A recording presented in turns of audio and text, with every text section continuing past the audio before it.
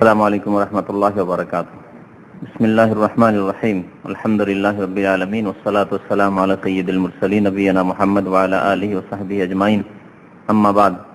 قال الإمام البخاري رحمه الله تعالى: باب من هم بحسنة أو بسيئة. عن ابن عباس رضي الله عنهما عن النبي صلى الله عليه وسلم فيما يرويه عن ربه عز وجل قال إن الله كتب الحسنات والسيئات ثم بين ذلك فمن هم بحسنة فلم يعملها كتبها الله له عنده حسنة كاملة فإن هو هم بها فعملها كتبها الله له عنده 10 حسنات إلى 700 ضعف إلى أضعاف كثيرة ومن هم بسيئة فلم يعملها كتبها الله له عنده حسنة كاملة فإن هو هم بها فعملها كتبها الله له سيئة واحدة. মহান আল্লাহ সমস্ত প্রশংসা দরুদ ও সালাম নাযিল হোক নবী মুহাম্মদ সাল্লাল্লাহু আলাইহি ওয়াসাল্লামের উপর। আল্লাহুম্মা সাল্লি আলাইহি ওয়া আল্লাহুম্মা বারিক আলাইহি। ইমাম বুখারী রাহমাতুল্লাহি আলাইহি তার কিতাবুর রিকাক অর্থাৎ যেসব হাদিস শুনলে পড়লে এবং সেগুলির প্রতি আমল করলে মানুষের অন্তর আল্লাহর দিকে ধাবিত হবে, নরম হবে, অন্তরে ভয় সৃষ্টি হবে, আখিরাত পরকাল বলে স্মরণ হবে, নেকির কাজে আগ্রহ বাড়বে, এই রকমের হাদিসগুলি এই অধ্যায়ে বর্ণনা করা হয়েছে। তার একটি অধ্যায় হচ্ছে যে কোনো ব্যক্তি যদি নেকির উদ্দেশ্য করে যে নেক কাজ করব, ভালো কাজ করব, উদ্দেশ্য করলো, নিয়ত করলো, অথবা অন্য কোনো ব্যক্তি যদি কোনো গুনাহ করার ইচ্ছা করে, তাহলে তাদের অবস্থা কি? নেকির ইচ্ছা করলো, ইচ্ছা করার পরে হয় করতে পারলো অথবা পারলো না। যদি নেকি করতে পারে তাহলে সে কি পাবে? আর যদি নেকি করার ইচ্ছা করলো তারপরে করতে পারলো না অথবা করলো না, দুটি অবস্থা হইতে পারে, তাহলে তার কি হবে? তাহলে অবস্থাগুলি মনে রাখবেন। কয়টা অবস্থা হইল নেকি সম্পর্কে? একটা লোক নেকির ইচ্ছা করলো, ইচ্ছা করে সে কাজটি, এক হচ্ছে ইচ্ছা করা, হ্যাঁ, ইচ্ছা করার পরে সেই কাজটি করা। আর আরেকটি লোক ইচ্ছা করলো তারপরে করলো না। আর একটি লোক ইচ্ছা করলো তারপরে কাজটি করার নিয়ত ছিল ভালোই, কিন্তু সংকল্প ছিল, কিন্তু করতে পারলো না, করলো না আর করতে পারলো না। তিনটি অবস্থা হলো। আর একটি লোক নেকি করার ইচ্ছাই করলো না। তাহলে নেকি সম্পর্কে দেখেন বিভিন্ন অবস্থা বুঝতে পারছেন। এই অবস্থাগুলিতে মানুষ কি পাবে তা এই হাদিস দ্বারা জানতে পারবেন। হাদিসে কুদসি অর্থাৎ নবী করিম সাল্লাল্লাহু আলাইহি সাল্লাম মহান আল্লাহ থেকে বর্ণনা করেছেন, আল্লাহ পাকের বাণী। এই হচ্ছে হাদিসে কুদসি। এইরকমের গুনাহের ক্ষেত্রে একটি লোক গুনাহ করার ইচ্ছা করলো, যখন ইচ্ছা করলো একটি অবস্থা হলো, তাহলে আরেকটি লোক গুনাহের ইচ্ছাই করলো না। একটি লোক আছে গুনাহ করার ইচ্ছাই করলো না, সে একটি লোক অবস্থা গুনাহ সম্পর্কে। আর একজন লোক গুনাহ করার ইচ্ছা করলো, হ্যাঁ, ইচ্ছা করার পরে সে গুনাহ করলো না, ঠিক না? আর আরেকটা লোক হচ্ছে গুনাহ করতে ইচ্ছা করলো কিন্তু করতে পারলো না, ইচ্ছা করেছিল কিন্তু ফেল হলো করতে গিয়ে, করতে পারলো না। এদের অবস্থা কি? নবী করিম সাল্লাল্লাহু আলাইহি সাল্লামের এই হাদিস আল্লাহ পাক থেকে বর্ণনা করছেন। আব্দুল্লাহ বিন আব্বাস রাদিয়াল্লাহু তাআলা আনহুমা বর্ণনা করছেন নবী করিম সাল্লাল্লাহু আলাইহি সাল্লাম থেকে যে তিনি বলেছেন, ফিমা ইয়ারবিহি আন রাব্বিহি আযজা ওয়া জাল্লা, ওই সব হাদিসের একটি হাদিস যা তিনি নিজ রব হতে বর্ণনা করেছেন। এই হচ্ছে শাব্দিক তরজমা করলাম, আর শাব্দিক তরজমা স্পষ্টই, তাই না? অর্থাৎ নবী করিম সাল্লাল্লাহু আলাইহি সাল্লাম তার রব থেকে হাদিসটি বর্ণনা করেছেন, আল্লাহ পাক আযজা ওয়া জাল থেকে, মহান আল্লাহ থেকে। কাল বলছেন নবী সাল্লাল্লাহু আলাইহি সাল্লাম যে কাল মানে আল্লাহ বলেছেন। দুইবার কালা হাদিস আছে, অর্থাৎ একবার কালা মানে আল্লাহর নবী বলেছেন, আর একবার কালা মানে আল্লাহর নবী বলছেন যে মহান আল্লাহ বলেছেন। ইন্নাল্লাহা কাতাবাল হাসানাতি ওয়াস সাইয়্যাত, আল্লাহ পাক রব্বুল আলামিন মানুষের নেকি এবং গুনাহ তাকদীর লিপিতে লৌহে মাহফুজে লিখে দিয়েছেন যে এই ব্যক্তি গুনাহ করবে, এত গুনাহ করবে, এই ব্যক্তি নেকি করবে, এত নেকি করবে, এই ধরনের নেকি করবে, এই পরিমাণ নেকি করবে, এই কোয়ালিটির নেকি করবে, আল্লাহ পাক লিখে দিয়েছেন। এরকম আলোচনা শুরু হলেই মানুষের অন্তরে সংশয় শুরু হয়ে যায়, তাই না? যে আল্লাহ লিখিয়ে দিয়েছেন, তাহলে আবার ফাফিমাল আমাল। আপনাদের মনে প্রশ্ন এসছে না আসেনি? প্রশ্ন এসেছে। মানে এইরকম কথা বললেই প্রশ্ন, ধর্মীয় ক্ষেত্রে শুধু প্রশ্ন, হ্যাঁ দুনিয়ার ক্ষেত্রে প্রশ্ন উঠে। আমি যদি বলি আল্লাহ আপনার ভাগ্যে আপনি চাকরি করবেন, বেতন পাবেন না পাবেন আল্লাহ লিখে দিয়েছেন, প্রশ্ন উঠলো যে তাহলে আর কর্ম করে লাভ কি? আল্লাহ যে রিয়াল লিখেই রাখেন যে এত রিয়াল আমি ইনকাম করব, আর যদি বিদেশে চাকরি ভাগ্যে থাকে সৌদি আরবে তো চাকরি করব, হ্যাঁ এত টাকার মালিক হব, তারপরে এত রিজিক খাবো, তারপরে মরবো, ওর কমে মরবো না, ঠিক না? আল্লাহ লিখেছেন না লিখেননি? যেমন আল্লাহ কাতাবাল হাসানাত ওয়াস সাইয়্যাত নেকিও লিখেছেন, গুনাহও লিখেন, তেমন আপনার রিজিকও লিখেছেন। আপনি কত রিয়াল ডলারের মালিক হবেন তাও আল্লাহ লিখেছেন, হ্যাঁ কত ধন দৌলতের মালিক হবেন, সোনা দানার মালিক হবেন তাও আল্লাহ লিখেছেন। তাহলে কর্মের জন্য আবার বিদেশে পড়ে আছেন কেন? আপনার যদি প্রশ্ন ওঠে তাহলে ফাফিমাল আমল, তাহলে নামাজ রোজা করেই লাভ কি? তাহলে যদি আল্লাহ লিখেই রাখেন জান্নাত জাহান্নাম আর নেকি কত পরিমাণ হবে আর গুনাহ কত পরিমাণ হবে, আমল কি করব? তাহলে আমল করি না করি একটা তো আমার আল্লাহ তো লিখে রেখেছেন। তাহলে দুনিয়ার ক্ষেত্রেও সেই কথাই কেন বলেন না যে আর কর্ম করে লাভ কি, বিদেশে এত কষ্ট করে লাভ কি, আর পাসপোর্ট করে লাভ কি, একামা করে লাভ কি, অবস্থায় থাকবো, যা আছি তাই আছি, আরে বিবি বাচ্চার কাছে থাকবো, রিজিক যদি রিয়াল ভাগ্যে থাকে আল্লাহ তকদিরে লিখে রাখে তো বিবির কাছে থেকেও রিয়াল পাবো। এ কথা কোনো পাগলে বলবে? পাগলে মনে হয় এরকম কথাবার্তা বলবে না, ঠিক না? এই জন্যই বলছি তকদিরের ক্ষেত্রে শুধু বিভ্রান্ত হয়েছে মানুষ, ধর্মীয় ক্ষেত্রে, ধর্মের ক্ষেত্রে বিভ্রান্ত গুমরা হয়েছে, বা ধর্মের ক্ষেত্রে এক শ্রেণীর বদ প্রকৃতির মানুষ এইরকম কথা বলে থাকে, হয় গুমরা হয়েছে, পথভ্রষ্ট হয়েছে, অথবা জেনে শুনে বিভ্রান্তির শিকার হয়ে থাকে। তারা গুমরাহি কথাবার্তা বলে থাকে, শয়তানি এগুলি হচ্ছে ছলনা, আমল করবে না সেই জন্য, নামাজ পড়বে না সেই জন্য, নেকি করবে না সেই জন্য, পাপ থেকে বাঁচবে না সেই জন্য, এগুলি হচ্ছে ছলনা। দুনিয়ার ক্ষেত্রে এইসব ছলনা করে না তো কেউ, হ্যাঁ এইরকম পাগলের মতো পরিচয় কেউ দেয় না যে আমি পাগল, বাড়িতে বসে থাকবো আর বলবো যে আমার ভাগ্যে যদি রিয়াল থাকে তো চলে আসবে, ভাগ্যে যদি বিদেশি টাকা থাকে তাহলে পাসপোর্ট না করলেও চলে আসবে, কেউ বলে না, আর কেউ এরকম কাজ করে না। সাহাবায়ে কেরাম, আর একটু বলি, সাহাবায়ে কেরামও জিজ্ঞাসা করেছিলেন, যেমন আপনাদের মনে জিজ্ঞাসা আসে, কেন আপনাদের জিজ্ঞাসাটাকে আমি যে কথাটা বললাম তাতে কিন্তু একবার ঠান্ডা করে দিলাম, আর কেউ জিজ্ঞাসা করে সাহসী করবেন না, তাই না? তো সাহাবায়ে কেরামরা এরকম জিজ্ঞাসা করেছেন রাদিয়াল্লাহু তাআলা আনহুম আজমাইন যে ফাফিমাল আমাল ইয়া রাসূলুল্লাহ, তাহলে আল্লাহ যখন লিখে দিয়েছেন তাহলে আমল করে আর না করে কিছু পার্থক্য হবে? যা হওয়ার তো একটা হয়ে গেছে, লৌহ মাহফুজে লেখা আছে। তখন নবী করিম সাল্লাল্লাহু আলাইহি সাল্লাম কি বলেছিলেন যে ঠিকই আছে, আমল করো না করো, যা হওয়ার হয়ে গেছে, বসে থাকো, বসে থাকো, কাজকর্ম করিও না, যা আছে যে অবস্থায় আছো থাকো, এ কথা বলেছেন? কি বলেছেন? বরং বলেছেন এমালু, সহিহ বুখারী হাদিস, এমালু, তোমরা আমল করতে থাকো, নামাজ কায়েম করতে থাকো, যাকাত দিতে থাকো, দান খেরাত করতে থাকো, মাতা পিতা সেবা করতে থাকো, হজ উমরা করতে থাকো, নেকির কাজ করতে থাকো, ফাকুল্লুল মুয়াসসার। তারপরে আল্লাহ রাসূল বলছেন কারণ প্রত্যেক ব্যক্তির জন্য সহজ করে দেওয়া হবে, লিমা খুলিকা লাহু, যার জন্য সে সৃষ্টি হয়েছে, যার জন্য সৃষ্টি হয়েছে, সে জান্নাতের জন্য সৃষ্টি হয়েছে, জান্নাতে যাওয়ার জন্য না জাহান্নামে যাওয়ার জন্য সৃষ্টি হয়েছে, মুমিন আর সৎ হওয়ার জন্য সৃষ্টি হয়েছে না অসৎ হয়ে মরার জন্য সৃষ্টি হয়েছে। তো যেই জন্য তাকে আল্লাহ সৃষ্টি করেছেন সেই পথ তার জন্য সহজ করে দেওয়া হবে, তাকে সহজ লাগবে। আর এটা আমরা অনুভব করছি, অনুভূত। দুইজন বন্ধু একই সাথে একই স্কুলে প্রাইমারি থেকে পড়াশোনা করে এসেছেন, এখন পর্যন্ত এখানে আছেন। দুইজনের একজন মাশাআল্লাহ নামাজি আর একজন একেবারে বেনামাজি। একজনকে নামাজ পড়তে ভালো লাগে, না পড়লে অশান্তি, একদিন যদি নামাজ কাজা হয়ে যায় তাহলে অশান্তির তার শেষ নেই। আর একজনকে নামাজ পড়তে বললে এত কষ্ট লাগে যে ঝগড়া করে নেই। তোমার আমার ব্যাপারে বলার কি আছে? তাহলে একজনকে নামাজ পড়তে কত ভালো লাগছে, কত সহজ লাগছে, আর একজনকে নামাজ পড়তে কত কষ্ট লাগছে, খারাপ লাগছে। একজনকে বিড়ি সিগারেট কত ঘৃণা লাগছে, রাস্তায় বিড়ি সিগারেট খাচ্ছে, এত ঘৃণা লাগছে যে যদি সম্ভব হইতো তো এইসব রাস্তায় চলতামই না। আমার মতো লোক যদি হয়তো ঠিক আমি এরকম অনুভব করি যে আমার পক্ষে যদি সম্ভব হয়তো দুনিয়াতে কোনো জায়গায় পেতাম যেখানে রোজিরিক পাওয়া যাবে আর বিড়ি সিগারেটের গন্ধ আসবে না, তো সেখানেই বাস করতাম, আসতামই না এখানে। বিশেষ করে শুক্রবারে যদি আমার এই এলাকাতে না আসা ফরজ হইতো তাহলে আমি এই এলাকাতে শুক্রবারে এই বিড়ির গন্ধ জন্য আসতাম না, এই মুসিবতের জন্য আসতাম না। অন্যদিনে আসতাম, ভিড় ভাড় যেদিন কম থাকতে, এটা বিড়ি সিগারেটের মুসিবত থেকে একটু হালকা বাঁচতে পারতাম। আমি এটা ব্যক্তিগত অনুভব করি। নিচে নামার আগে সিঁড়ি থেকে গন্ধ পাওয়া যায়। এত আবহাওয়াকে দূষিত করে রেখেছে, খারাপ করে রেখেছে এই হারাম খাওয়া লোকেরা। আর একজনকে বিড়ি না ফেলে মরিয়া হয়ে উঠো, বিড়ি না ফেলে পাগল হয়ে যাবে, সে রাতে সারা ঘুম আসবে না।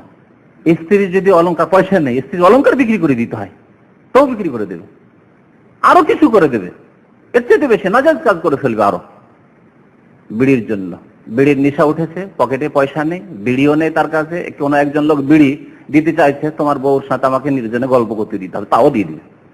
জুয়ারিরা বউ বিক্রি করা, আগের যুগে শুনতাম যে অনেকে বউ বিক্রি করে দিত, হ্যাঁ, বাজি লাগিয়ে বলতে ঠিক আছে, এবারে হারতে হারতে টাকা পয়সা সব হেরে গেছে, বলছে এবার যদি আমি হেরে যাই তাহলে আমার স্ত্রী তোমাকে দিয়ে দেবো। এসব কেসটা কাহিনী বাপ দাদা দাদাদের কাছ থেকে বসে বসে আমরা ছোট বাচ্চাগুলো শুনতাম, আগের যুগের জুয়ারিরা নাকি এরকম করতো। তো যারা বিড়ির নেশা, এই হারাম নেশা রয়েছে, তারা এরকম করে ফেলবে। আর আপনাকে কত খারাপ লাগছে, একজনকে তাহলে বিড়ি না খাওয়াই সহজ লাগছে, আর একজনকে বিড়ি খাওয়াই সহজ লাগছে। দেখছেন না, নবী করিম সাল্লাল্লাহু আলাইহি ওয়াসাল্লামের কথা সত্য। এই মালু তুমি আমল করো, কুল্লুন মুয়াসসার, সবার জন্য আসান করে দেওয়া হবে, সহজ করে দেওয়া হবে। কি লেমা খলিকা লাহু, যার জন্য সে সৃষ্টি হয়েছে, তাকে সৃষ্টি করা হয়েছে, যার জন্য তাকে পয়দা করা হয়েছে। তাহলে আপনাকে যদি জান্নাতের জন্য পয়দা করা হয়, জান্নাতের কাজ ভালো লাগবে। তারপরে এখানে আপনার আমলের স্বাধীনতা আছে আপনার, আর এই স্বাধীনতা প্রত্যেকে কিন্তু আমরা এহসাস অনুভব করছি। স্বাধীনতা নেই? এতটি লোক এখানে বসে আছেন, স্বাধীনভাবে বসে আছে। এক্ষুনি যদি বলেন এক সেকেন্ডের মধ্যে আমি উঠে চলে যাবো, প্রত্যেকের স্বাধীনতা আছে না নেই? কেউ বেঁধে নিয়ে এসছে। আবার যে চলে গেলেন আপনি, বলেন আমার ভাগ্য খারাপ, গেলাম কিন্তু আমার মনটাই খারাপ হয়ে গেল, কি করলাম না করলাম, মনটাই খারাপ, ভালো লাগলো না, উঠে চলে এলাম। কেউ বেঁধে নিয়ে গেল না, স্বাধীনভাবে গেলেন? তাহলে স্বাধীনভাবে আসলেন, স্বাধীনভাবে গেলেন। মসজিদ একজন নামাজ পড়তে গেল, আজান হলো, স্বাধীনভাবে গেল, তাকে কেউ বেঁধে নিয়ে যায়নি। না আল্লাহর ফেরেশতা বেঁধে নিয়ে গেছে, না আল্লাহ বেঁধেছে, না হায়ার লোকেরাই বেঁধে নিয়ে গেছে, কেউ বেঁধে নিয়ে যায়নি তাকে। আর কিছু লোক বসে থাকলো রাস্তায়, তারাও স্বাধীনভাবে বসে আছে, তাকে কোনো খুঁটির সাথে কেউ বেঁধে রাখেনি। না মানুষে বেঁধে রেখেছে, না জিনে বেঁধে রেখেছে, না ফেরেশতা বেঁধে রেখেছে, কেউ বেঁধে রাখেনি। তাহলে স্বাধীনতা বাস্তবে আমরা অনুভব করছি। তাহলে আল্লাহ পাক যে সৎকর্মশীলদেরকে নেকি দেবেন, জান্নাত দেবেন তাদের কর্মের ফল হিসাবে।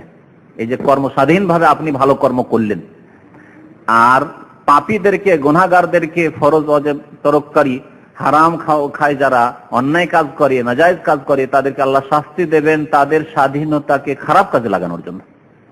স্বাধীনভাবে তারা খারাপ কর্মগুলি করেছে, তাদেরকে বাধ্য করা হয়নি। এই জন্য যারাই গোমরাহ হয়েছে, জবরিয়া, যারা বলে যে মানুষ এমন ভাবে আল্লাহ তকদির লিখে দিয়েছেন যে একবারে মানুষ বাধ্য, তারা মানুষকে তুলনা করেছে পাথরের সাথে। আমরা কি পাথরের মতো? ওহদ পাহাড় ওই মদিনায় আছে, যখন থেকে আল্লাহ সৃষ্টি করেছেন, আসমান জমিন পাহাড় সৃষ্টি করেছেন, আর ও মদিনায় থাকবে। যাবে কি আর কোথাও কোনোদিন? নড়ে যাবে না, বাংলাদেশ যাবে না। পক্ষান্তরে আমি আপনি আজকে দামাম আছেন, কালকে মদিনায়, আরেকদিন মক্কায়, আরেকদিন কোথায় নড়াচড়া করছেন। তাহলে এই যে বাস্তব এর মিথ্যা প্রমাণ করছে যে এরা যে মিথ্যুক, যারা গুমরাহ হয়েছে তকদিরের ক্ষেত্রে, যে আল্লাহ তকদির লিখে দিয়েছেন, সেই জন্য আমাদের করার কিছু না, আমরা কাল জামাত পাথরের মতো। কথা মিথ্যা, তার মিথ্যুক। এইরকমই আরেক দল বিভ্রান্ত হয়েছে, যারা বলছে যে তকদির বলে কিছুই নেই, একেবারে উল্টো দিকে। তকদির কিছু নেই, তকদির লিখে দাও মানে ও যে ওদের মতো হয়ে যাবো, তাহলে তকদির লিখে দাও বলি, তাহলে তো পাথরের মতো আমরা বলবো, পাথরের মতো তো আমরা নই। সুতরাং তকদির কিচ্ছু নেই, সব যা করি আমরাই করি, এবং আল্লাহর কোনো ক্ষমতা নেই। এমনকি শুধু তাই না, তারা বলছে যে আমরা যে 5 মিনিট পরে যে কাজটি করব, যেমন আমি জানি না আল্লাহ জানেন। কাদরিয়া, এদেরকে বলা হয় কাদরিয়া। কাদরিয়াদের এই বিশ্বাস যে আল্লাহ জানেন না যে আপনি কখন মরবেন, তাও জানেন না, লিখেও রাখেনি আর জানেন না। জানেন না যখন আর লিখেও রাখেনি, তাহলে আল্লাহর ইচ্ছার বিরুদ্ধেও কাজ হচ্ছে, আল্লাহর ইচ্ছার বিরুদ্ধে। আল্লাহ হয়তো মত চান না, মত হয়ে গেল। আল্লাহ হয়তো মত চান, আপনার মত হচ্ছে না, কারণ আল্লাহ কিছু লিখে রাখেননি। তাহলে ঠিক কিনা বুঝতে পারছেন? কাদিয়াদের মতবাদের খারাপ দিকগুলি দেখেন। মানুষ নিজের কর্ম নিজেই সৃষ্টি করছে, তাদের কথা ইন্নাল আবদা খালিকুন লিআফআলিহি, বান্দা নিজের কর্মকে নিজেই সৃষ্টি করে, নিজেই সৃষ্টি করে। আহলে সুন্নাত ওয়াল জামাত মধ্যপন্থী, তারা বলছেন না, মানুষের কর্ম সৃষ্টি করেন, আল্লাহ সৃষ্টি করেন। আল্লাহু খালাকাকুম ওয়া মা তা'মালুন, আল্লাহ তোমাদেরকে সৃষ্টি করেছেন আর তোমাদের কর্মকে আল্লাহ সৃষ্টি করেন। কিন্তু বান্দার কাজ হচ্ছে কি? কাসাব, উপার্জন করা, মেহনত করা, এটি আপনার কাজ। আল্লাহ সৃষ্টি করেন, আপনি মেহনত করেন। তাহলে আপনার একটা কাজ আর আল্লাহ পাকের আরেকটা কাজ। আপনি সৃষ্টি করতে পারেন না, আপনি জন্মাতে পারেন না, জি, সৃষ্টি করেন আল্লাহ আর কর্মকারী আপনি। তাহলে এইদিকে গোমরা হয়েছে একদল জাবরিয়া, যারা বলেছে তকদির এমন করে লিখে দেওয়া হয়েছে আমরা পাথরের মতো। আর একদল গোমরা হয়েছে না, তকদির কিছু নাই, আল্লাহ কিছু জানেন না, আল্লাহ ইচ্ছাও করেন না, যা করি, যা ইচ্ছা করি আমরাই করি, আর যা হয় সৃষ্টি করি আমরাই করি। আচ্ছা, যা করি আমাদের কর্ম আমরা সৃষ্টি করি, এটি শিরকি কথা নাই? তাহলে স্রষ্টা এক, সৃষ্টিকর্তা এক থাকলেন না, এক আল্লাহ থাকলেন না, তাহলে মানুষ ও মানুষের কর্ম সৃষ্টি করে, তাহলে খালেকের অভাব নেই। অনেক খালেক, অনেক সৃষ্টিকর্তা, সবাই সৃষ্টিকর্তা, নিজের নিজের কর্ম নিজেই সৃষ্টি করে। এইভাবে যারা কাদরিয়া তারা মুশরিক হয়ে পড়েছে। দেখলেন কাদরিয়া কোথায় গেল? আল্লাহর নবীর তরিকা ছেড়ে দিয়ে যখনই এদিক ওদিক যাবে তখন এমন ভাবে গোমরা হবে যে টের পাবে না যে আমি কি বলছি আর কি করছি আর কোথায় গেলাম। গোমরাদের অবস্থা এরকমই হয়। তো কথা বেড়ে যাচ্ছে। আল্লাহ পাক রব্বুল আলামিন নেকি এবং গুনাহ লিখে রেখেছেন। আমি একটা উদাহরণ দিয়ে খুব সহজভাবে এই জন্য বুঝাই যে আল্লাহ পাক অতীতের কথাও যেমন জানেন, বর্তমানের কথা জানেন, আর ভবিষ্যতের কথা জানেন, একই সমান ভাবে জানেন। আমরা আসলে অবাক হয়ে যাই যে আল্লাহ লিখে রেখেছেন, কেমন কথা হইল। এই জন্য যে আমরা আল্লাহকে মানুষের মতো সৃষ্টির মতো মনে করি। আমরা অতীতের কিছু ঘটনা জানি, বর্তমানে চোখের সামনে যেটুকু হচ্ছে জানি, কিন্তু চোখের আড়ালে কি হচ্ছে দেওয়ালের আড়ে তা জানি না, ঠিক না? আর অতীতের বহু কথাই জানি না যা আমাদের কানে পৌঁছেনি বা চোখে দেখিনি, ঠিক না? আর ভবিষ্যতের তো কিছুই জানি না, 1 মিনিট পরে কি হবে তাও জানি না। পক্ষান্তরে আল্লাহ পাক রব্বুল আলামিন অতীত, বর্তমান, ভবিষ্যৎ, সামনে, চোখের আড়ালে সবকিছু ফায়ানুজুরা কাইফা তা'মালুন সব জানেন। সুতরাং আল্লাহ যখন জানেন, আর আল্লাহ মানুষের জন্ম হওয়ার আগে জানেন, পৃথিবীতে আসার আগে থেকে জানেন। আল্লাহ আদম আলাইহিস সালামকে সৃষ্টি করেন তার আগে থেকেই জানেন যে আদমকে সৃষ্টি করব, আদম আলাইহিস সালামের এত সন্তান হবে, কিয়ামত পর্যন্ত এত মানুষ জন্মাবে, তার মধ্যে এত হিন্দু হবে, এত ইহুদি, এত খ্রিস্টান হবে, এত মুসলমান হবে, মুসলমানদের মধ্যে এত বিদাতি হবে, এত বেনামাজি, এত নামাজি হবে, এত সংখ্যায় জান্নাতি হবে, সব আল্লাহ জানেন ভবিষ্যতে। তার মধ্যে অমুকের বাড়িতে 5টা ছেলে হবে, তার মধ্যে 3 জন নামাজি হবে, আব্দুল্লাহ নামাজি হবে, আব্দুর রহমান নামাজি হবে, আর আব্দুল খালেক বেনামাজি হবে, ইত্যাদি আল্লাহ সব জানেন। ফাসিক হবে, গুনাহগার হবে, তাই জাহান্নামে যাবে, অমুক অমুক জান্নাতে যাবে, সব আল্লাহ জানেন। তাই আল্লাহ পাক তার এই ওয়াসি প্রশস্ত ইলমের ভিত্তিতে, ওয়াসিয়া কি আছে না, হ্যাঁ, কুল্লা শাইইন ইলমা, আহসান, ওয়াসিয়া কুল্লা শাইইন ইলমা। আল্লাহ পাক রব্বুল আলামিনের ইলম সবকিছুকেই ঘিরে আছে, পরিব্যাপ্ত। ওয়াসিয়া সমস্ত ইলম আল্লাহ পাক রব্বুল আলামিনের কাছে রয়েছে।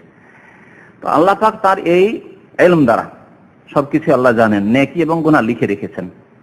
সুম্মা বায়ানা যালিকা, তারপরে এই গুনাহ এবং নেকির সম্পর্কে একটি কথা বর্ণনা করলেন নবী করিম সাল্লাল্লাহু আলাইহি ওয়াসাল্লাম, যে আল্লাহ পাক এই কথা বলেছেন কি, ফামান হাম্মা বিহাসানাতিন, নেকির যে ইচ্ছা করলো, আগে বলেছি না যে নেকির ইচ্ছা সম্পর্কে, একজন নেকির ইচ্ছা করলো, তাহলে যে নেকির ইচ্ছা না করবে, ইচ্ছাই করলো না নেকি, কিছু পাবে?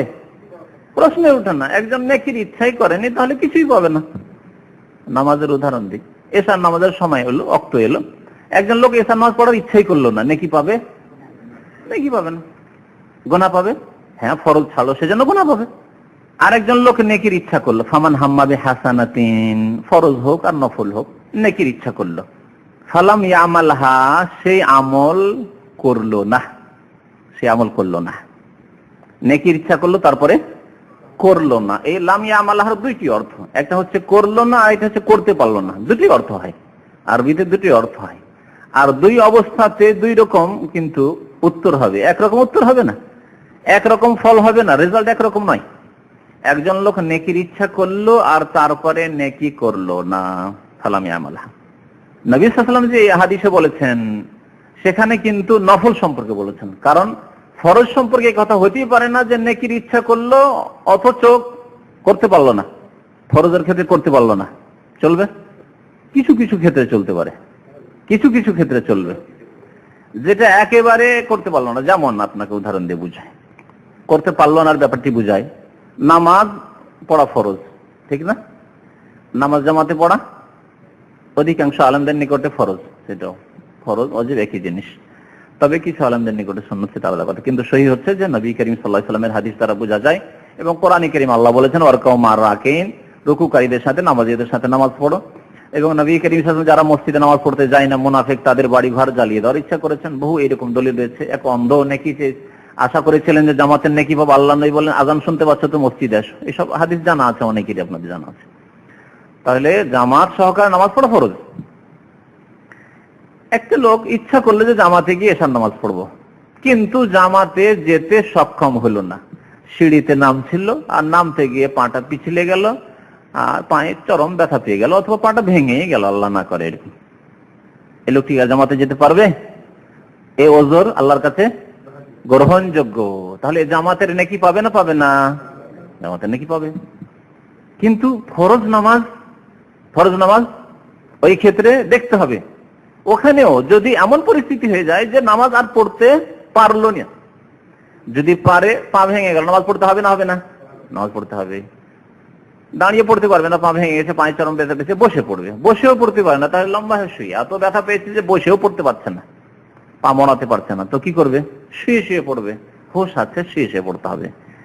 কিন্তু আল্লাহ না করে নামাজ পড়তে বেরিয়েছিল, এই উদাহরণ দিলে আরো স্পষ্ট হবে, কারণ হাদিস অত্যন্ত ব্যাপক। নামাজ পড়ার জন্য বেরিয়েছিল আর রাস্তা ক্রস করছিল, একটা গাড়িতে ধাক্কা দিল, সাথে সাথে মারা গেল, বা একেবারে বেহুশ হয়ে গেল কয়েক সপ্তাহের জন্য, সাথে সাথে মারা গেল। লোকটি নামাজ পড়ার নিয়ত করে বেরিয়েছিল, নামাজ পড়তে পারলো না। সালামি আমালহা, হাদিস তো আছে যে আমল করতে পারলো না, নামাজ কাহিনী করতে পারলো না, নামাজ জামাতে যাওয়া তো দূরের কথা, নামাজই পড়তে পারলো না, ওতেই মারা গেল। সেই এশার নামাজের নাকি পাবে না পাবে না? পাবে, পাবে। আল্লাহর হকের ক্ষেত্রে, নামাজের ক্ষেত্রে উদাহরণ দিলাম, মানুষের হকের ক্ষেত্রে আল্লাহর হকের পরে মাতা পিতার হকের কথা বলেছেন। এর উদাহরণ একটু দিই। আপনি সকালবেলা বেরিয়েছেন নিজের বাসা থেকে, যে ব্যাংকে যাব, গিয়ে আম্মা আব্বাকে একটা ড্রপ করব, তাদের মাসিক খরচ আমি পাঠাই, সেটা পাঠাবো। বেরিয়েছেন আর রাস্তায় এসে দুর্ঘটনা ঘটে গেল, অ্যাক্সিডেন্ট হয়ে মারা গেলেন, পাঠাতে পারলেন না। অথবা যে টাকাটি নিয়ে আসেন সে টাকা ছিনতাই হয়ে গেল, কিছুই নেই, আর ওই মাসে পাঠাতেই বললেন না, আপনি বেতন পেয়েছিলেন, পাঠাইতেন, সব গেছে, চোরে ছিনতাইকারীতে নিয়ে গেল। মা বাবার কাছে তো টাকা পৌঁছিল না, পৌঁছিল কি? পৌঁছিল না। নাকি পাবেন না পাবেন না? সালামি আমালহা, আমল করতে পারলেন না, কিন্তু নিয়ত করে বেরিয়েছেন, হাম্মা বে হাসান, নেকির উদ্দেশ্যে বেরিয়েছেন আপনি, যে আমি টাকা পাঠাবো, নাকি ইনশাআল্লাহ তাআলা পাবেন। তাহলে ফালাম ইয়ামালহা মানে এখানে অর্থ কি করতে হবে? সেই ব্যক্তি আমল করলো না, না করতে পারলো না?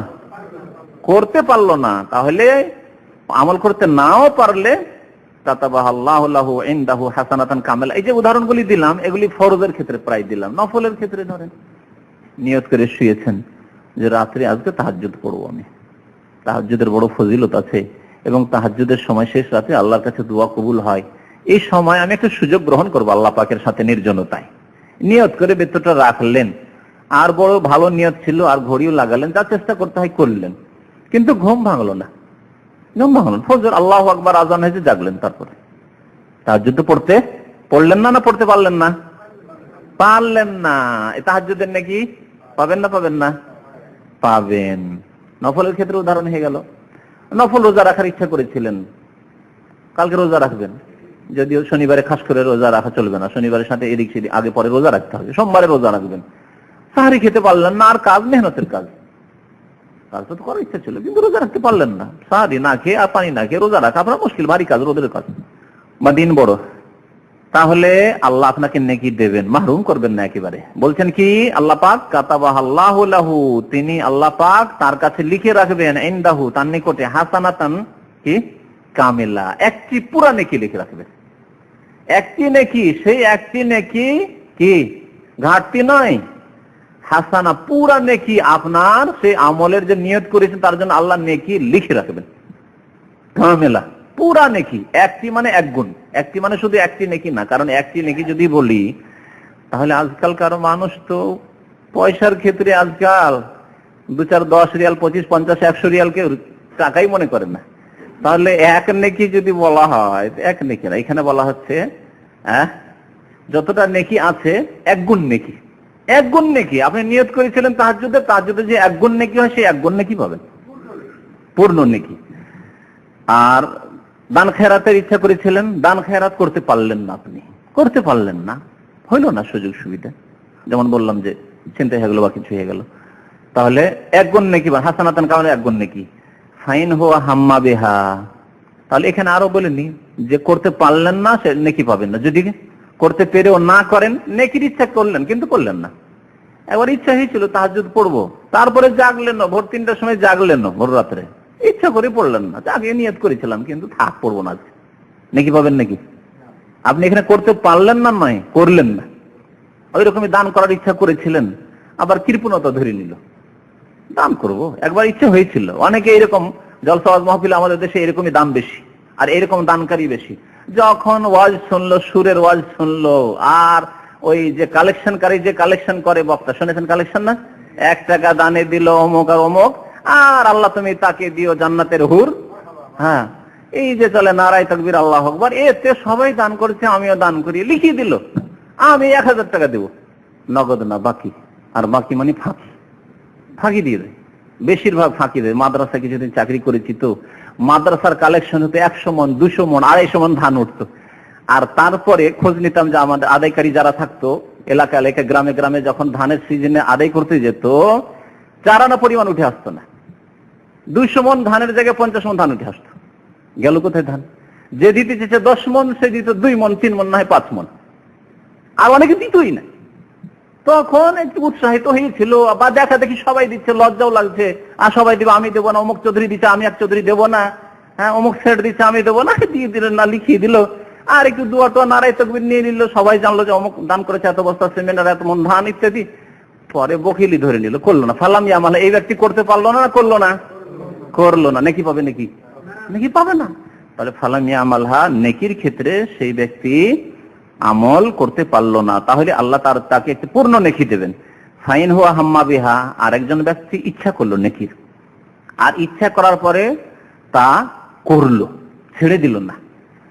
আমেলাহা, সে আমলটি করলো, যতগুলি আমলের উদাহরণ দিল সবগুলির ক্ষেত্রে ধরে নিতে পারেন, এছাড়াও যত আমল রয়েছে। কাতাবাহা আল্লাহু লাহু ইনদাহু 10 হাসানাত, তাহলে আল্লাহ পাক তার জন্য 10 নেকি, মানে 10 গুণ নেকি। ইচ্ছা করলেই 1 নেকি, করতে পারলেন না, ইচ্ছা করেছিলেন শুধু তাহাজ্জুদের 1 গুণ নেকি। হ্যাঁ, আর যদি তাহাজ্জুদ পড়ে নিতে পারেন তাহলে আল্লাহ কমের পক্ষে কত গুণ দেবেন? 10 হাসানাত, 10 গুণ নেকি দেবেন, 10 গুণ নেকি দেবেন। দান করতে পারলেন তাহলে আল্লাহ কমপক্ষে 10 গুণ দেবেন। 1 রিয়াল দান করলেন, আল্লাহ পাক 10 রিয়ালের সওয়াব দেবেন। এলা সব, শুধু 10ই ক্ষান্ত না, এলা সাবে মিয়াতে জেফিন, 700 পর্যন্ত। 700 জেফ মানে গুণ, তাহলে গুণের কথা যেটা বলছি হাদিসে আছে, 700 গুণ পর্যন্ত। শুধু তাতেই ক্ষান্ত না, এমনকি এলা আযাফিন কাসির, এর ছাড়াও বহু গুণ পর্যন্ত।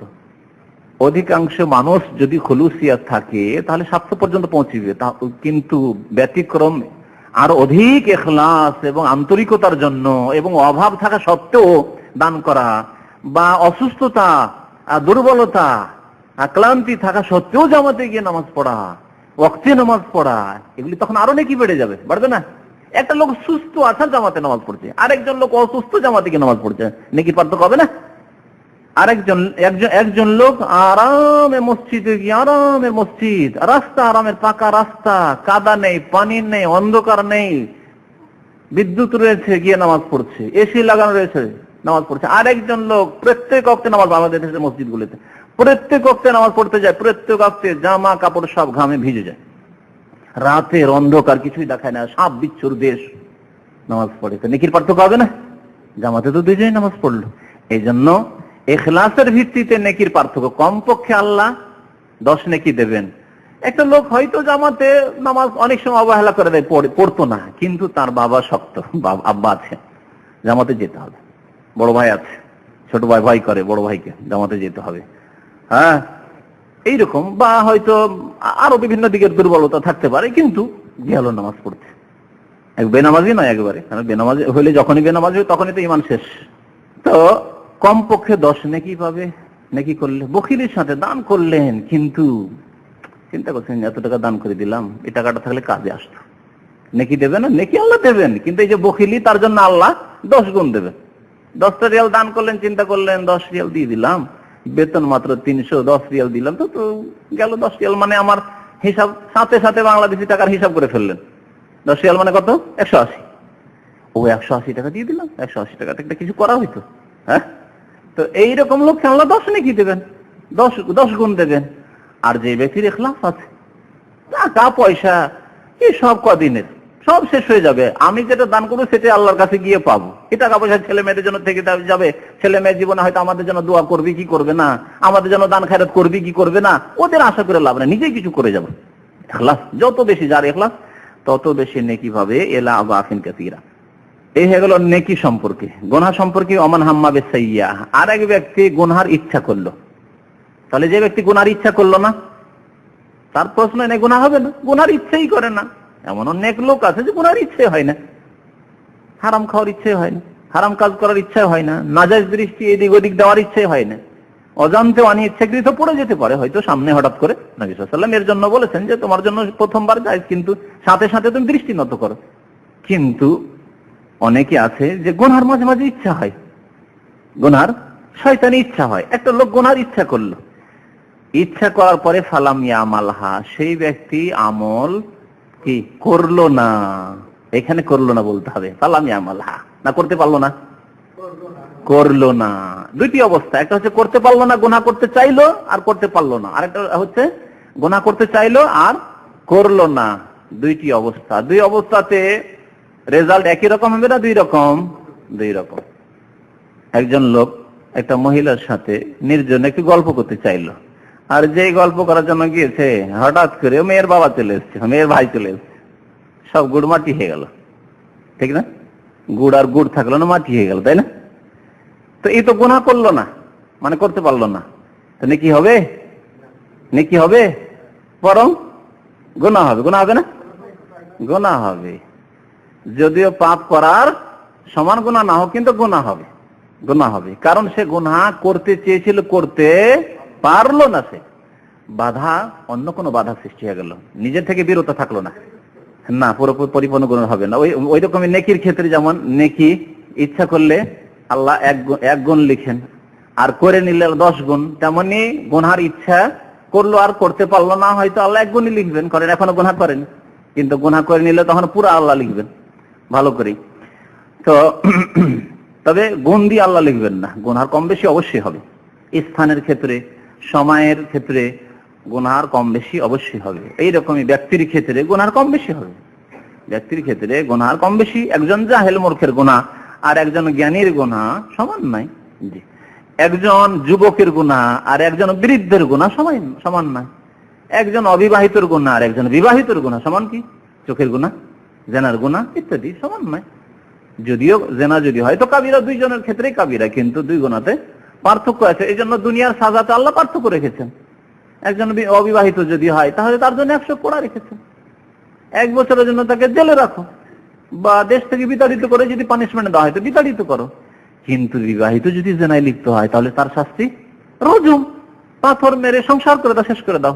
তো যেই ব্যক্তি গুনার ইচ্ছা করলো ফালাম ইয়ামালহা, কিন্তু সেই ব্যক্তি গুনাহ করতে পারলো না, অর্থ করলাম, কারণ হাদিসে তার কথা বলা হয়েছে। গুনাহ করতে পারলো না, না গুনাহ করলো না, না ভুল হলো। হাদিসে যার কথা বলা হয়েছে গুনাহ করলো না, এখানে গুনাহ করলো না। গুনাহ করলো না কার জন্য? আরেকটি হাদিসে স্পষ্ট আছে। এই হাদিসটি হাফেজ ইবনে হাজার রাহমাতুল্লাহ আলাইহি উল্লেখ করেছেন যে ওয়াইন তারাকাহা মিন আজলি, সেই গুনাহ সে ছেড়ে দিল আমার সন্তুষ্টির জন্য। গুনাহ তরক করলো, সে ইচ্ছা করে গুনাহ করতে পারতো অথচ গুনাহ ছেড়ে দিল মিন আজলি, আমার উদ্দেশ্যে।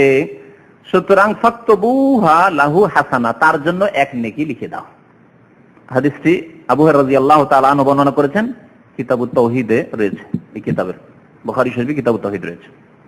তো দেখেন এখানে তাহলে এই হাদিস ব্যাখ্যা করলো, এই হাদিসের কি, যে এক ব্যক্তি গুনার ইচ্ছা করলো আর তারপরে সে গুনাহ আল্লাহর সন্তুষ্টির জন্য ছেড়ে দিল, অর্থাৎ গুনাহ করলো না, তাহলে আল্লাহ কি করেন? কাতাবা আল্লাহু লাহু ইনদাহু হাসানাতান কামিলা, আল্লাহ তার জন্য পূর্ণ নেকি লিখে দেন। গুনাহ যে আল্লাহ সন্তুষ্টির জন্য করলো না, সেই জন্য আল্লাহ তার জন্য নেকি লিখে দেন। তাহলে সেই ব্যক্তি গুনাহ করতে সক্ষম ছিল না অক্ষম? সক্ষম ছিল, সুযোগ ছিল, তারপরেও না করব না, আল্লাহর ভয় হয়ে গেছে। প্রথম দিকে শয়তানে এরকম ওয়াসওয়াসা দিয়েছিল, কুমন্ত্রণা দিয়েছিল, পরে গুনাহ না, এই কাজ করব না। যে কোনো ক্ষেত্রে হোক, এটা কারো মোবাইল দেখলেন, প্রথম নিয়ে নেওয়ার ইচ্ছা হলো যে বলবো না, থাক, পরে চিন্তা করলেন যে না, এটা অন্যায় কাজ, আস্তাগফিরুল্লাহ, আমি রাখবো না, দিয়ে দেন। তাহলে আপনি সেটাকে লুকিয়ে রেখে দিতে পারতেন, অথচ লুকিয়ে রাখলেন না, নাকি পাবেন না? পাবেন না। কিন্তু আরেকজন লোক মোবাইলটা রেখেছিল, তারপরে দেখলো যে দেখে নিল, বা ওর সাথে বন্ধুতে জেনে নিয়েছে, যদি এখন লুকিয়ে রাখি তো আমার অসুবিধা আছে, সেই জন্য বলে ভাই আপনার মোবাইলটা পেয়েছি, নিয়ে নেন। বলতো না, কিন্তু নাকি পাবে, নাকি পাবে না, সে বাধ্য হয়ে দিল। তাহলে এই অবস্থা যখন বর্ণনা করা হলো, আরেকটি অবস্থার কথা বলি। একজন লোক গুনার ইচ্ছা করলো আর গুনাহ করতে পারলো না। গুনাহ করার জন্য গিয়েছিল, যেমন একটু আগে বললাম উদাহরণটি, গুনাহ করার জন্য গিয়েছিল আর তারপরে ফেল হয়ে গেল। চুরি করার জন্য গিয়েছিল, কিন্তু বাড়িওয়ালা জেগে গেল, আর চুরি করার সুযোগ পেল না। চুরি করার জন্য গিয়েছিল, কিন্তু প্রস্তুতি নিতে নিতে আজান হয়ে ফজর আজান হয়ে গেল, সেই ধরা খেয়ে যাবো, ঠিক না? তো এই রকমের যে কোনো অবস্থায় সৃষ্টি হয়ে যাক না কেন, জেনার ক্ষেত্রে হোক, মদ খাওয়ার ক্ষেত্রে হোক, অন্য কোনো হারাম কাজের ক্ষেত্রে হোক, তাহলে ওমান হাম্মা বিহাসা, যে ব্যক্তি গুনার ইচ্ছা করলো তারপরে গুনাহ করতে পারলো না, তার জন্য আল্লাহ নাকি লিখবেন না, বরং গুনাহ লিখবেন। তার খারাপ অসৎ ইচ্ছার জন্য গুনাহ লিখবেন। ফাইন হুয়া হাম্মা বিহা, গুনার ইচ্ছাও করলো, ফাআমিলাহ, তারপর গুনাহ করে ফেললো, গুনার ইচ্ছা করে গুনাহ করে ফেললো, কাতাবাহা আল্লাহু লাহু সাইয়্যাতান ওয়াহিদা, তাহলে আল্লাহ কি লিখবেন? গুনার ক্ষেত্রে 10 গুণ দেবেন না, 700 তো দূরের কথা, আর 700-এর বেশি 1000 2000 তো দূরের কথা, ইলা আযাফিন কাছে ওইসব তো নাই, 10 গুণও লিখবেন না আল্লাহ, 5 গুণও লিখবেন না। আল্লাহ কত আরহামুর রাহিমিন, কত দয়াবান আল্লাহ পাক রব্বুল আলামিন। গুনাহ করেছেন একটা, আল্লাহ 1 গুণ লিখবেন, 1 গুণের বেশি না। যতটা গুনাহ হয় একটা গুনাহ, ততটাই গুনাহ আল্লাহ পাক রব্বুল আলামিন লিখবেন। এই জন্য নবী সাল্লাল্লাহু আলাইহি ওয়াসাল্লামের হাদিসে রয়েছে, সেটিও হাদিসে কুদসি, আল্লাহ বলছেন ইন্না রাহমাতি সাবাকাত আলা গাযাবি, নিশ্চয় আমার রহমত আমার গজব আমার ক্রোধ চাইতে অতিক্রম করেছে, ক্রোধের চাইতে অতিক্রম করেছে। ইন্না রাহমাতি, নিশ্চয় আমার রহমত, আল্লাহ বলছেন আমার রহমত আমার গজব বা আমার ক্রোধ চাইতে অতিক্রম করেছে। ক্রোধকে আমি পিছনে ছেড়ে দেবো, ক্রোধকে পরাজিত করব। ক্রোধ হচ্ছে, রাগ হচ্ছে, আর তার সাথে আল্লাহর রহমত হচ্ছে, রহমত জয়ী হয়ে যাবে ক্রোধের তুলনায় কাল কিয়ামতে। এই জন্য গুনাহগারদের ক্ষেত্রে এইরকমই হবে, যদি সে মুসলিম নামাজি হয়। আল্লাহর ক্রোধ গজবও হবে গুনাহগারদের ক্ষেত্রে, যারা কাবিরা গুনাহার অবস্থায় মরেছে, কিন্তু আল্লাহর রহমত হবে, রহমত হয়, শাফাত হবে, হয়তো বিনা শাস্তিতে, কবরের শাস্তি যা হয়েছিল তা দিয়ে বিনা শাস্তিতে জান্নাত চলে যেতে পারে, অথবা কিছুদিন শাস্তি পেলেও রহমত যেহেতু জয়ী হবে সেজন্য জাহান্নাম থেকে উঠবে, জাহান্নাম থেকে উঠবে, জান্নাতে যাবে। তারপর অধ্যায় হচ্ছে ক্ষুদ্র গুনাহ, বাবু মা ইউত্তাকা মিন মুহাক্কিরাতিজ যুনুব, ছোটখাটো গুনাহ, ক্ষুদ্র গুনাহ থেকে বেঁচে থাকা উচিত। ছোট গুনাহকে ছোট মনে করা উচিত নয়। যারা সৎ হতে চায়, নেক হতে চায়, তাদেরকে ক্ষুদ্র থেকে ক্ষুদ্র গুনাহ সম্পর্কে অনুভূতি থাকতে হবে। আজকাল আমাদের অনুভূতি হ্রাস পেয়েছে, সুতরাং বড় বড় গুনাহকে আমরা গুনাহ মনে করি না। আজকাল অধিকাংশ মুসলিম নামাজি অনেক দাড়িওয়ালা মানুষ মহিলার খবর দেখা, টিভিতে খবর দেখাকে গুনাহ মনে করেন, করে। পত্রিকাগুলিতে বা ম্যাগাজিনে যে মহিলার ছবি আছে এগুলি দেখা, তারপরে সপ্তাহে কোনো একদিন যে পত্রিকাগুলি আসে, সপ্তাহে একদিনে ফিল্ম স্টার ওই নায়ক নায়িকাদের ছবিগুলি থাকে না, ওইগুলি দেখাকে কোনো আইব মনে করে না, আর কোনো গুনাহ মনে করে না। পত্রিকা পড়ছে ওই দিকে তাকাচ্ছে, পত্রিকা পড়ছে মহিলার ছবির দিকে তাকাচ্ছে। রাস্তাঘাটে মহিলা যাচ্ছে চেহারা খুলে না হয় যাচ্ছে, কোনো বেহায়া মানুষ বা পর্দা করে না চেহারা, সেজন্য ও তাকাটাকে কোনো গুনাহ মনে করেন। চেহারা খুলে আছে মনে হচ্ছে ওর জন্য হালাল, এই দিক থেকে শুরু করলো হ্যাঁ এগুলিকে ওই সামনে পড়ে। তো নবী সাল্লাল্লাহু আলাইহি ওয়াসাল্লাম বলেছেন লা তুতবিন নাজরাতান নাজরাতা, হঠাৎ করে যখন নজর পড়ে গেল তখন তুমি দৃষ্টি নত করে নাও, বারবার দেখিও না, আর উঠিয়ে চট করে। কিন্তু এই কথা নয় যে একবার দেখেছি তো থাকে, একবার তো আল্লাহ নবী জায়েজ করেছেন। জায়েজ লোকের আছে এরকম বলে যে একবার তো জায়েজ। হ্যাঁ বলেন, খবর দেখা ফরজ না সুন্নত না মুস্তাহাব বলেন? বাংলাদেশে আজকে 10টা লোক মারা গেছে, এটা জেনে আপনার লাভ কি? বাংলাদেশে 2টো বাস অ্যাক্সিডেন্ট হয়েছে মনে করে, কি লাভ আপনার? আপনাকে না এইসব খবর শুনে আপনাকে গদিতে নিয়ে গিয়ে বসাবে, কি লাভ? এতটুকু যথেষ্ট যে মুসলিম ভাইরা কেমন আছেন আমার সারা বিশ্বে, শুধু বাংলাদেশে না, সারা বিশ্বের মুসলিম ভাইরা কেমন আছেন, এর জন্য মেলা রাস্তা আছে। রেডিওর খবর, আজ পর্যন্ত রেডিওর খবর নেই। ইসলামী চ্যানেলে মহিলা যদি খবর পড়ে হারাম, ইসলামী নাম দিয়ে দিলে হবে নাকি? কেউ যদি ইসলামী মদ নাম রেখে দেয় তো জায়েজ হয়ে যাবে? ইসলামী ইন্স্যুরেন্স আজকাল হয়েছে, জায়েজ হয়ে যাবে নাকি? ইন্স্যুরেন্স জুয়া, ইসলামী ইন্স্যুরেন্স করতে গেলে ইসলামী নাম দিলে হয় না। ইসলামী টিভি, ইসলামী চ্যানেল, আর মহিলা খবর পড়ছে, মহিলা ওয়াজ করছে। আরে মহিলা ওয়াজ করছে আজকাল বাংলাদেশে শুরু হয়েছে কিনা, পাকিস্তানে তো মাশাআল্লাহ বেশ উন্নতি করেছে। হ্যাঁ, মহিলা ইসলামী বক্তব্য করছে, আর পুরুষরা বসে বসে দেখছে। কাপুরুষরা দেখছে যে হায় রে, আমরা এর মতো হইতে পারলাম না, হ্যাঁ ই মৌলানা হয়ে গেছে, মহিলা মৌলানা হয়ে গেল, আমরাই মৌলানা হইতে পারলাম না।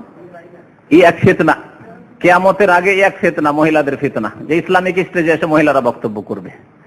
আর পুরুষদের আর কেউ বক্তব্য শুনছে না, কারণ পুরুষদের আওয়াজ দেখেন, আমার আওয়াজ কর্কশ আওয়াজ। এখানে যদি একজন মহিলা আওয়াজ করতো তাহলে ওই পিছনের লোকেরা এইরকম করে থাকতো না, এই করে থাকতো, ঠিক না? আর আওয়াজ শুনতে কি মজা লাগতো। তা শোনেন, ছোট খাটো গুনাহকে গুনাহ মনে করতে হবে, তাহলেই বাঁচতে পারবেন। এই জন্য এক কবি বলেছেন যে লা তাহকিরান্না সাগীরা, ছোট গুনাহকে তোমরা তুচ্ছ মনে করিও না। ফাইনাল জিবালা মিনাল হাসা, যে কোনো পাহাড় তৈরি হয়েছে ছোট ক্ষুদ্র ক্ষুদ্র কঙ্কর দিয়ে, পাথর দিয়ে তৈরি হয়েছে। তো আপনারও ছোট ছোট প্রতিদিন একবার করে মহিলার খবর শুনছেন, প্রতিদিন মহিলার দিকে 2বার 10বার তাকাচ্ছেন, রাস্তাতে শিকড় দিকে যাচ্ছেন, লেডিজ মার্কেটে একবার একটা চক্কর দিচ্ছেন, আর 2-4-10টা মহিলা তো নজরে পড়ছে। এই করে ওই প্রতিদিনের ওই 10টা করে ছোট গুনাহ সাগীরাই হইলো। কিন্তু এই 10টা করে হিসাব করলে 30-10 কত হইলো? 300 গুনাহ। 30-10 300 গুনাহ, 10টা করে ডেইলি গুনাহ হইলো। হ্যাঁ, ওই সাগীরা যদি সর্বদাই করে, আহলে সুন্নাত ওয়াল জামাতের আকীদা যে যেই গুনাহর জন্য আল্লাহ শাস্তির কথা বলেছেন, অথবা যে গুনাহ করলে ফাসিক বলেছেন, যে গুনাহর জন্য দুনিয়া আখিরাতের কোনো গজবের কথা বা আযাবের কথা বলা হয়, সেগুলি তো কাবিরা। আর ছোটখাটো যেগুলো গুনাহ, যেগুলো যেন এরকম করে শাস্তির কথা বলা হয়নি, আল্লাহ গজবের কথা বলা হয়নি, কিন্তু গুনাহ বলা হয়েছে না জায়েজ, ওগুলি যদি অহরহ করে তার নামও কাবিরা। জি, মাঝে মাঝে কোনোদিন হয়ে গেল সেটা সাগীরা, কিন্তু অহরহ যদি হইতে থাকে, যেমন বললাম দুনিয়া 2-4-10 বার এরকম হচ্ছে, আপনার নেশা হয়ে গেছে আপনার টিভির খবর শুনতে হবে, তাহলে এটি ডেলি সাগীরা কাবিরা হয়ে যাবে কয়েকদিনে। কিন্তু সপ্তাহে মাসে একবার কখনো এইরকম, শয়তান সবাই টিভির খবর শুনছে, আমি একদিন শুনেও দেখি দেশের অবস্থা কি, একটু শুনেও দেখি, একবার সপ্তাহে মাসে একবার কোন সময় হয়ে গেল তো সাগীরা। তো শুনেন আনাস রাদিয়াল্লাহু তাআলা আনহু কি বলছেন, কাল বলছেন ইন্নাকুম লাতা'মালুনা আমালান, তোমরা এমন কিছু আমল করো, হিয়া আদাক্কু ফি আয়ুনিকুম মিনাশ শারি, তোমাদের কাছে এগুলি তোমাদের চুল চাইতেও তোমাদের নজরে সরু বা চিকন। সরু, এই যে মানুষের চুল আছে, এই চুলের চাইতেও বেশি, আদাক দাকিকের ইসম তাফজিল সেগা, ইসম তাফজিল আদাক। তো চুলের চাইতেও বেশি চিকন মনে করো তোমাদের এই আমলগুলিকে, মানে গুনাহগুলিকে, মানে হালকা মনে করো। চুলের কোনো ওজন আছে, একটা চুল পড়ে গেছে, দেখতে পাচ্ছেন না, ওই রকমই হালকা মনে করেন কিছু গুনাহ। তোমরা সম্বোধন করছেন কাকে, কোন লোকগুলিকে? তাবেঈনদেরকে। আনাস রাদিয়াল্লাহু তাআলা যখন বলছেন, তাহলে বর্ণনা করছেন তাবেঈনদেরকে, তার ছাত্রদেরকে, তাবেঈনদেরকে বলছেন। সাহাবায়ে কেরাম তো তার সমকক্ষ, সমতুল্য, তাদেরকে ওই কথা বলবেন কেন? তো বলছেন যে তোমরা এমন কিছু আমল করো, কিছু গুনাহ করো, যেগুলি তোমাদের নজরে চুলের চাইতে বেশি সরু, মানে হালকা, অথচ এগুলি গুনাহর কাজ। আর আমরা আল্লাহর নবীর জামানায় সেগুলিকে কি মনে করতাম? ইন কুন্না লানাউদ্দুহা আলা আহদিন নবী সাল্লাল্লাহু আলাইহি আল মুবিকাত, সেগুলিকে আমরা নিঃসন্দেহে নবী সাল্লাল্লাহু আলাইহি সাল্লামের জামানায় ধ্বংসকারী মনে করতাম, ধ্বংসকারী মনে করতাম। তোমরা কোন মহিলার সাথে কেমন আছেন, ভালো আছেন, তাই না, এরকম মনে করলে তো হালকা। এমন কি টিভির খবর দেখা, মহিলার ছবি দেখা, মানি ব্যাগের ছবি নিয়ে থাকা, তারপরে আপনার ওই আপনার বাড়িতে বিয়ে হয়েছে, বিয়ের অনুষ্ঠানের ছবি নিয়ে এসে, ওই অনুষ্ঠান নিয়ে এসে সিডিতে করে বাড়িতে নিয়ে এসে লোকজনকে শোনানো, দেখানো, এই আমার এটা হচ্ছে মা, এটা আমার খালা, ওইটা আমার বোন, বড় বোন, বড় আপা, এটা আমার ছোট বোন, বিয়ে হয়নি এখনো, কাস্টমার জোগাড় করছেন, লোকজনকে দেখে যে ছোট বোনটা আমার বিয়ে হয়নি দেখাচ্ছেন।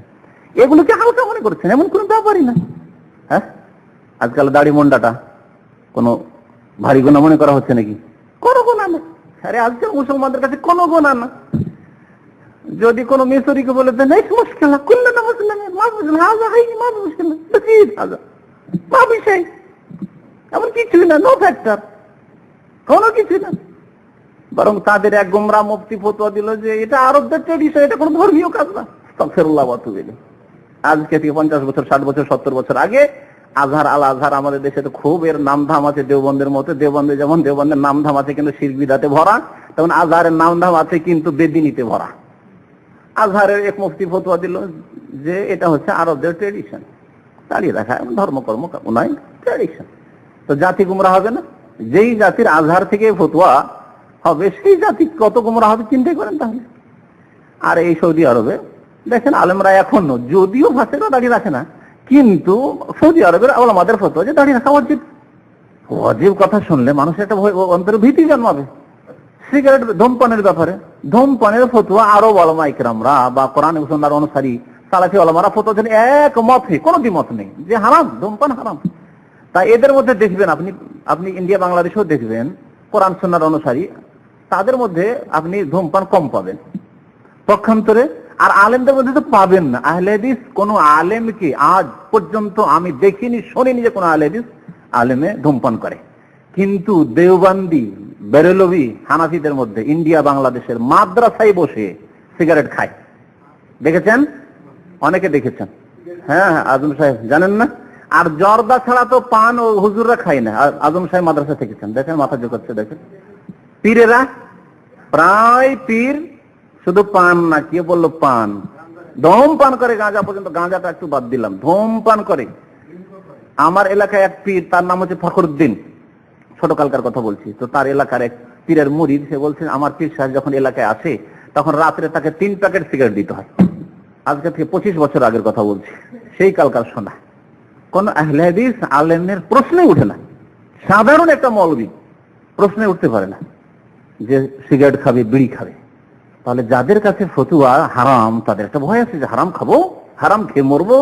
কিন্তু এরা কেন খাচ্ছে? এদের মোল্লারা কেন খাচ্ছে? দেওবন্দি আর বেরেলি মোল্লা মৌলবীরা পীরেরা কেন খাচ্ছে? কারণ মকরু, মকরু। আর মকরু মানে খাও, মকরু মানে খাও না, মকরু মানে অপছন্দনীয়। যদি অপছন্দনীয় হয়, কার কাছে অপছন্দনীয়? আল্লাহর কাছে যদি অপছন্দনীয় হয়, রাসূলের কাছে অপছন্দনীয় হয়, তো আপনার কেন এত পছন্দনীয় হয়ে গেল? আপনি কেন এত ভালোবাসা শুরু করলেন মকরুকে? আল্লাহ ভালোবাসেন না, রাসূল ভালোবাসেন না, আর আপনার মৌলবী হুজুরেরা কেন এত ভালোবাসা শুরু করলো? আমাকে তো আরেক ভাই বলল, নাম ধরে মাদ্রাসা বলবো না, ওই যে বড় মাদ্রাসার কথা একটু আগে বলছিলাম, সেই মাদ্রাসার শিক্ষকেরা, মতিরাম ভাই আপনি বলছিলেন না যে এই খাই হুক্কা, হুক্কা, জি দেওবন্দ মাদ্রাসার কথা বলছিলেন না বাংলাদেশের কোন বড় মাদ্রাসার কথা? দেওবন্দ মাদ্রাসার বড় একজন আলেম মুদাররিস, তার বাড়িতে হুক্কা খাবে। কি বলছেন উত্তরে? একটু দাঁড়িয়ে বলেন আপনি, সাক্ষী আপনাদের সামনে আছে। ওনার আত্মীয়রা শিক্ষক আছে কিন্তু দেওবন্দ মাদ্রাসায়, কলকাতায় ওনাদের আত্মীয়রা এখন আছে। হ্যাঁ জি, ওলামাদের শান, এই কথাটা আমি ভুলে গেছিলাম শোনার জন্য। বলছে হুক্কা খাওয়া এটা ওলামাদের শান। আর আমি যখন প্রথম হুক্কা খেতে দেখি মুসলমানকে, এটা আমি প্রথম এসে মদিনার আশপাশে যখন যাচ্ছিলাম, মদিনা থেকে প্রথম ভর্তি হইলাম 1989 পড়ার জন্য, আর ওমরায় যাচ্ছিলাম, তো এক ইস্তেরা থেকে গাড়ি থামলো, তো সেখানে দেখি ভিতরে হুক্কা খাচ্ছে, মুসলমান হুক্কা খাচ্ছে তোপ জুব্বা পরে। আমি ইন্ডিয়াতে হিন্দু ছাড়া কোনো মুসলমানকে হুক্কা খেতে দেখিনি। কলকি চাই মন্ডলরা খেত, হিন্দুরা ছোট ছোট কলকি খেত আর হুক্কা খেত, মুসলমানকে কোনোদিন দেখিনি। কারণ আমি যে পরিবেশে মানুষ এসেছি ওই বিদাতি পরিবেশ নয়, তো আমি কোনোদিন দেখিনি। এখানে দেখার পরে ভাবলাম আরে বাবা, এখানে হিন্দু কোত্থেকে আসলো, এ তো হুক্কা খাওয়া, তো আমি কোনো মুসলমানকে ভারতেও দেখিনি। বুঝতে পারছেন? বিদাতি আলেমদের লক্ষণ হচ্ছে যে তারা হুক্কা খাবে, বিড়ি খাবে, সিগারেট খাবে, জর্দা খাবে, আর সবগুলি মাকরু, সেজন্য খাবে। মাকরু আল্লাহ পছন্দ করেন না, রসুল পছন্দ করেন না, তাদের ভাষায় মাকরু মানে আল্লাহ রসুল পছন্দ করেন না, আর ওরা খাবে। ওদের আলেমরা বলছে আলেমের শান, এ ওলামা কি শান হ্যাঁ। উর্দু তোকে বলেছে যে এ তো ওলামা কি শান হ্যাঁ। শান মানে হচ্ছে, এটা হচ্ছে ভারত, ওয়েট, ওজন, শান হ্যাঁ মর্যাদা। আচ্ছা, তারপর আরো মজার কথা যে সকালবেলা গিয়েছে ওই ছাত্র গিয়েছে, হযরত আবি পিতে হ্যাঁ, তো কা বলছি এ তো ওলামাকে শান, আর খেয়ে যে ক্লাসে গিয়ে বসছে। আউযুবিল্লাহ। আল্লাহ রসুলের হাদিসের ক্লাস, আর ফিকহের ক্লাস, আর তাফসীরের ক্লাস, আল্লাহ কালা রসুল, আল্লাহ এবং রসুলের কথার ক্লাস। ইমাম মালিক রহমতুল্লাহ তো সুগন্ধি লাগিয়ে যেতেন, আতর লাগিয়ে, আর এরা গাঁজা খেয়ে, আপনার কি বলে হুক্কা খেয়ে, তার দুর্গন্ধ নিয়ে, যা পেঁয়াজ রসুনের চাইতে নিকৃষ্ট দুর্গন্ধ, তা নিয়ে গিয়ে কোরআন হাদিস সামনে নিয়ে বসে। কি অবস্থা দেখুন। তাহলে আল্লাহ কি করে বরকত দিবে? আল্লাহ ধাক্কা দিয়ে শিরক বিদাতে ডুবিয়ে দিয়েছে, সুফিবাদের বিদাতে আর বিদাতে আল্লাহ ডুবিয়ে দিয়েছে। তো নবী করিম সাল্লাল্লাহু আলাইহি ওয়াসাল্লামের জামানায় আমরা এগুলোকে ধ্বংসকারী মনে করতাম। মুবিকাত মানে বলছেন ইমাম আবু আব্দুল্লাহ, মানে ইমাম বুখারী রাহমাতুল্লাহ বলছেন ইয়ানি বিযালিকা আল মুহলিকাত, ধ্বংসকারী গুনাহ মনে করতাম, তোমরা এগুলোকে হালকা মনে করছো। তাহলে আল্লাহর নবীর জামানায় যদি বিড়ি সিগারেট হইতো, ধ্বংসকারী গুনাহ মনে করতেন, এগুলোকে কোনো গুনাহই মনে করছেন না। আল্লাহর নবীর জামানায় হলে দাড়ি মুন্নতকে ধ্বংসকারী গুনাহ মনে করতেন। আজকাল মুসলিম সমাজ কি আরব অনারব গুনাহই মনে করছে না। এছাড়াও বহু গুনাহ রয়েছে আমাদের সমাজে, অবাধ মেলামেশা, একসাথে খাওয়া দাওয়া, কোনো পার্টি হলে, তারপরে আত্মীয় মহিলা, গ্রামের মহিলা বলে বিনা পর্দায় তাদের সাথে বসে কথা বলা, বিনা পর্দায় বিনা অনুমতিতে তাদের বাড়িতে ঢুকে যাওয়া, সব আমাদের দেশের ডাল ভাত। এটাকে একেবারে হালকা মানে কোনো গুনাহই মনে করা হয় না। বরং যদি বাধা দেওয়া হয় যে বাইরে বাইরে বসেন, আপনি ভিতরে কেন আছেন, বাইরে বসেন, তাহলে সারা জীবনের জন্য দুশ্মন শত্রুতা হয়ে যাবে। বোন জামাই দুলা ভাইকে যদি আপনার স্ত্রীর সাথে কথা না বলতে দেন, তাহলে আপনার এর কারণে কথা যে বলতে দেননি আপনার স্ত্রীর সাথে, সেই জন্য আপনার নির্যাতিতা হবে আপনার বোন ওর বাড়িতে। ওই শয়তান গিয়ে আপনার বোনকে কষ্ট দেবে। এটা আমাদের দেশের অবস্থা নয়, বাস্তব।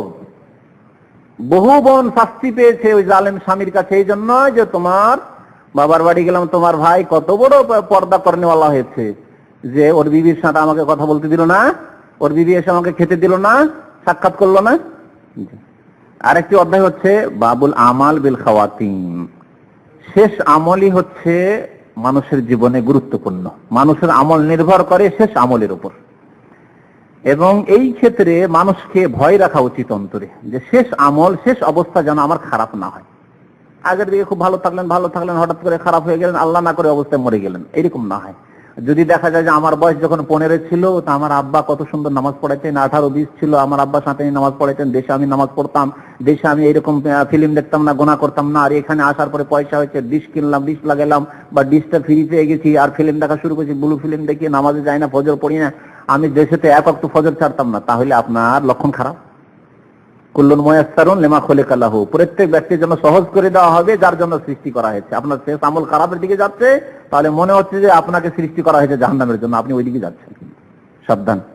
তো এই জন্য লেখক সাবধান করার জন্য বলছেন যে আমল নির্ভর করে শেষ আমল, খাওয়াতিম মানে খাতেমাতুনের জামা হচ্ছে শেষ আমলের উপর। আর এই ক্ষেত্রে ওমা ইউখাফু মিনহা, ভয় করা উচিত মানুষকে, অর্থাৎ শেষ আমল যাতে খারাপ না হয়। কখন শেষ হবে জানা আছে? তাহলে যখন জানা নেই কখন শেষ হবে, যে কোনো বয়সে আমার সময় শেষ হয়ে যেতে পারে, মত চলে আসতে পারে, তাহলে সব সময় আমাদেরকে সজাগ থাকতে হবে, গুনাহ থেকে বেঁচে থাকতে হবে, যাতে করে আমার শেষ আমলটা ভালো হয়। সব সময় আল্লাহকে স্মরণ রাখতে হবে, সব সময় জিকির আজকার জবানে রাখতে হবে, সব সময় সুবহানাল্লাহ, আলহামদুলিল্লাহ, লা ইলাহা ইল্লাল্লাহ, লা হাওলা ওয়ালা কুওয়াতা ইল্লা বিল্লাহ, আল্লাহু আকবার ইত্যাদি পড়তে হবে। তাহলে এই অবস্থাতে ভালো অবস্থায় মওত হবে। সাহল ইবনে সাদ রাদিয়াল্লাহু তাআলা আনহু বলছেন যে নাযারা নবী সাল্লাল্লাহু আলাইহি ওয়াসাল্লাম ইলা রাজুলিন ইউকাতিলুল মুশরিকিন, একজন লোককে নবী সাল্লাল্লাহু আলাইহি ওয়াসাল্লাম দেখলেন যে মুশরিকদের বিরুদ্ধে যুদ্ধ করছে। ওয়া কানা মিন আযামিল মুসলিমিনা গানাআন আনহুম, মুসলমানদের মধ্যে সবচেয়ে বড় যোদ্ধা মনে হচ্ছিল তাকে। যে মুসলমানদের পক্ষ থেকে একাই লড়াই করে যথেষ্ট, মুসলমানদের মধ্যে আযামুল মুসলিমিনা গানাআন আনহুম মানে মুসলমানদের জন্য একাই তিনি যথেষ্ট মনে হচ্ছিল, এত লড়াই করছিল সে জবরদস্ত। কিন্তু নবী সাল্লাল্লাহু আলাইহি ওয়াসাল্লাম তার সম্পর্কে কি বললেন? মান আহাব্বা ইয়ানজুরা ইলা রাজুলিন মিন আহলিন নারি ফালইয়ানজুর ইলা হাযা, কোন ব্যক্তি যদি জাহান্নামী কোন ব্যক্তিকে, নরকবাসী কোন ব্যক্তিকে দেখতে চায়, তাহলে এই ব্যক্তিকে দেখে নিক, এই লোক জাহান্নামী, সবচেয়ে বেশি যুদ্ধ করছে, আর আল্লাহর নবী ভবিষ্যৎবাণী করেছেন যে কেউ জাহান্নামীকে দেখতে চাও তাহলে দেখে নাও এই লোকটি জাহান্নামী। মানুষের অবস্থা কেমন হবে তাহলে? ফাতাবিআহু রাজুলুন, একজন লোক ওর পিছনে লেগে গেল, যে দেখি, আমি একে অবলোকন করতে থাকি, দেখতে থাকি, ভালো করে দেখতে থাকি যে কেন আল্লাহর নবী কেন বললেন এইরকম, কেন। বরং আরেকটি হাদিসে আছে যে আমার সন্দেহ হয়ে গেছিল ইসলাম সম্পর্কে, আরে যদি এইরকম হয়, এই লোক জাহান্নামী হয়, তাহলে আমি যাবো কোথায়, আমার কি হবে, তাহলে আমি আর নামাজ রোজা করে কি করব? এই লোক এত জিহাদ করে, জিহাদ ইসলামের চূড়া, আর জিহাদ করে এত কাফেরকে মেরেও যদি জাহান্নামে যায়, তাহলে আমার কি হবে? ওই লোক দেখতে শুরু করলো, ফালাম ইয়াজাল আলা যালিকা, ওর পিছনে পিছনে থাকে, দেখি কি করে। হাত্তা জরিহা, দেখলো যে লোকটি আহত হয়ে গেল, ক্ষত বিক্ষত হয়ে গেল। ফাস্তাজালাল মাউতা, ক্ষত বিক্ষত হয়ে আর বরদাস্ত করতে পারছে না, কাফেরদেরকে মারতে গিয়ে অনেক কাফেরকে জবাই করে নিজেও ক্ষত বিক্ষত হয়ে আর বরদাস্ত না করতে পেরে মওত সম্পর্কে সে তাড়াহুড়া করলো, জলদিবাজি করলো। ফাস্তাজালাল মাউত, মওতের জন্য সে কি করলো? তাড়াহুড়া করলো, অর্থাৎ কি করলো? আত্মহত্যা করে ফেললো। আল্লাহ মওত নিয়ে এসেছেন কি আসেননি, নিজেকে নিজে মেরে দিল। তার মানে সে মওতের ক্ষেত্রে তাড়াতাড়ি করলো। মওতের পরে নেক মানুষ যদি হয় তাহলে জান্নাতের আশা করা যায় না? যায় না? জান্নাতের আশা করা যায়। একটি আরবিতে একটি কায়দা আছে, সে তার কায়দা, যে কোনো ব্যক্তি যদি কোনো ক্ষেত্রে তাড়াতাড়ি করে, তাহলে যেই কাজের জন্য তাড়াতাড়ি করেছে সেটা থেকে তাকে বঞ্চিত করা হবে। তাহলে যেই ব্যক্তি মরণের মাধ্যমে তাড়াতাড়ি করলো যে আমি আরাম পাবো, সে আর আরাম পাবে না, সে আরাম থেকে বঞ্চিত হবে, জান্নাত থেকে বঞ্চিত হবে, আখিরাতের নিয়ামত থেকে বঞ্চিত হবে। যে জাহান্নাম থেকে বাঁচতে চেয়েছিল, দুনিয়ার শাস্তি থেকে, আল্লাহ আর বরদাস্ত করতে পারছে না, আর বরদাস্ত করতে পারছে না, আল্লাহ আর এই অশান্তি বরদাস্ত হচ্ছে না, আর এই ক্ষত বিক্ষত হয়ে গেছে, আর বরদাস্ত হচ্ছে না, আত্মহত্যা করে নিল। আল্লাহ তাকে আরাম থেকে মাহরুম করে দেবে। আল্লাহ এই লোককে মাহরুম করে দিলেন।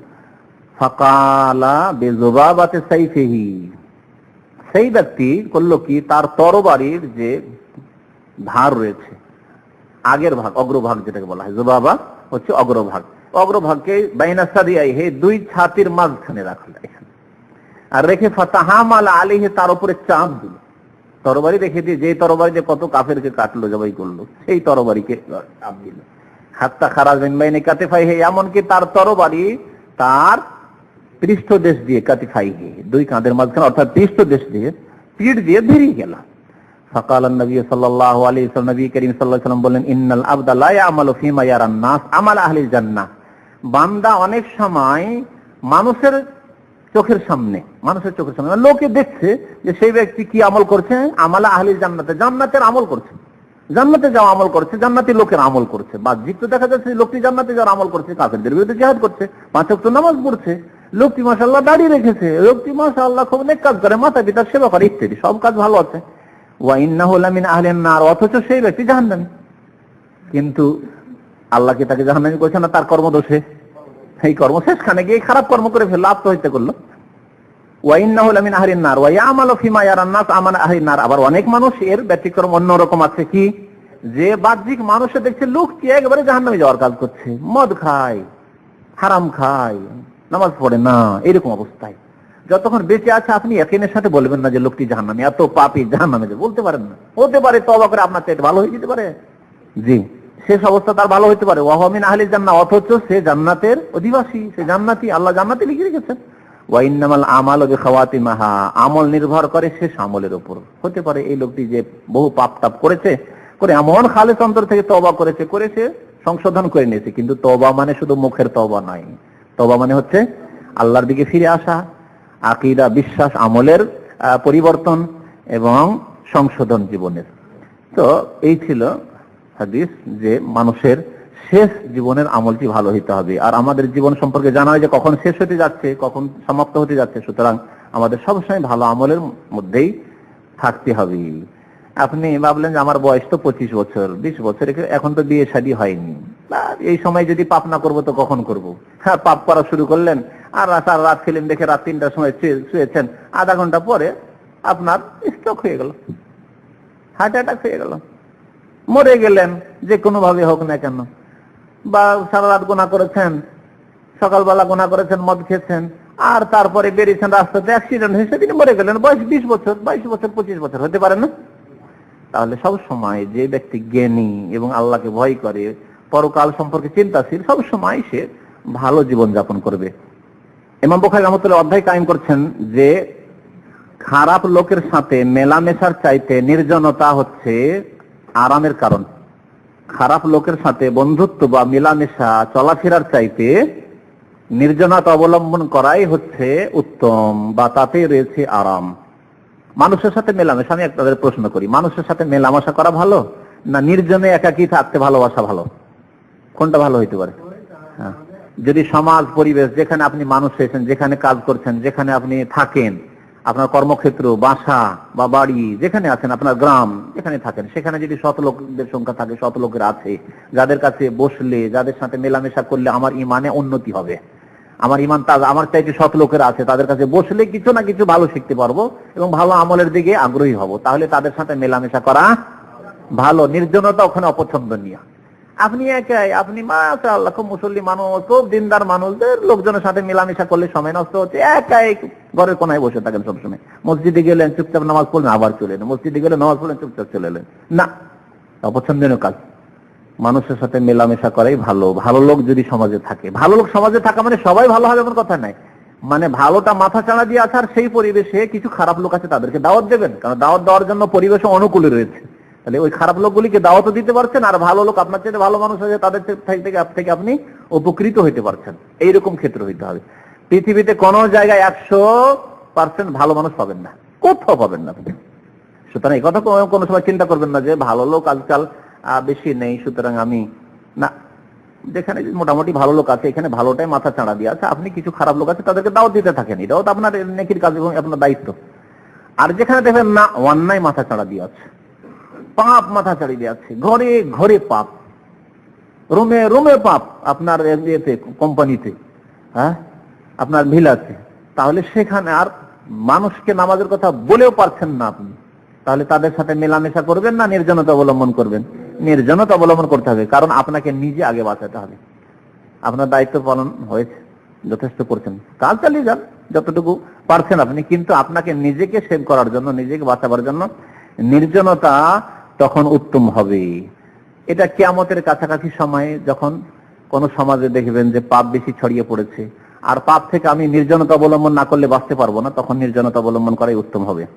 এই ক্ষেত্রে হাদিস আবু সাঈদ খুদরি রাদিয়াল্লাহু তাআলা আনহু বর্ণনা করেছেন, যা আরাবিয়ান ইলা নবী সাল্লাল্লাহু আলাইহি ওয়াসাল্লাম, একজন যাযাবর বেদুইন নবী সাল্লাল্লাহু আলাইহি ওয়াসাল্লামের কাছে আসলো, এসে বলে, ইয়া রাসূলুল্লাহ, হে আল্লাহর রাসূল, আইয়ুন নাসি খাইর, কোন লোক বেশি ভালো? তাআলা নবী সাল্লাল্লাহু আলাইহি ওয়াসাল্লাম বলেন, রাজুলুন জাহাদা বিনাফসিহি ওয়া মালিহি, যেই ব্যক্তি নিজের জীবন এবং ধন সম্পদ নিয়ে আল্লাহর রাস্তায় সশস্ত্র জিহাদ করলো, এই ব্যক্তি উত্তম।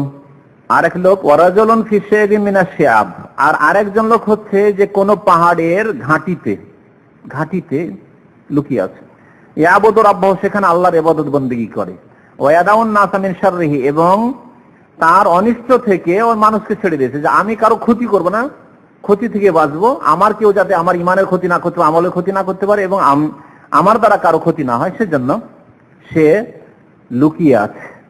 এটা কখন হবে? যখন দেখা যাবে যে সমাজের সাথে মিশলেই খারাপ হয়ে যাবো আমি।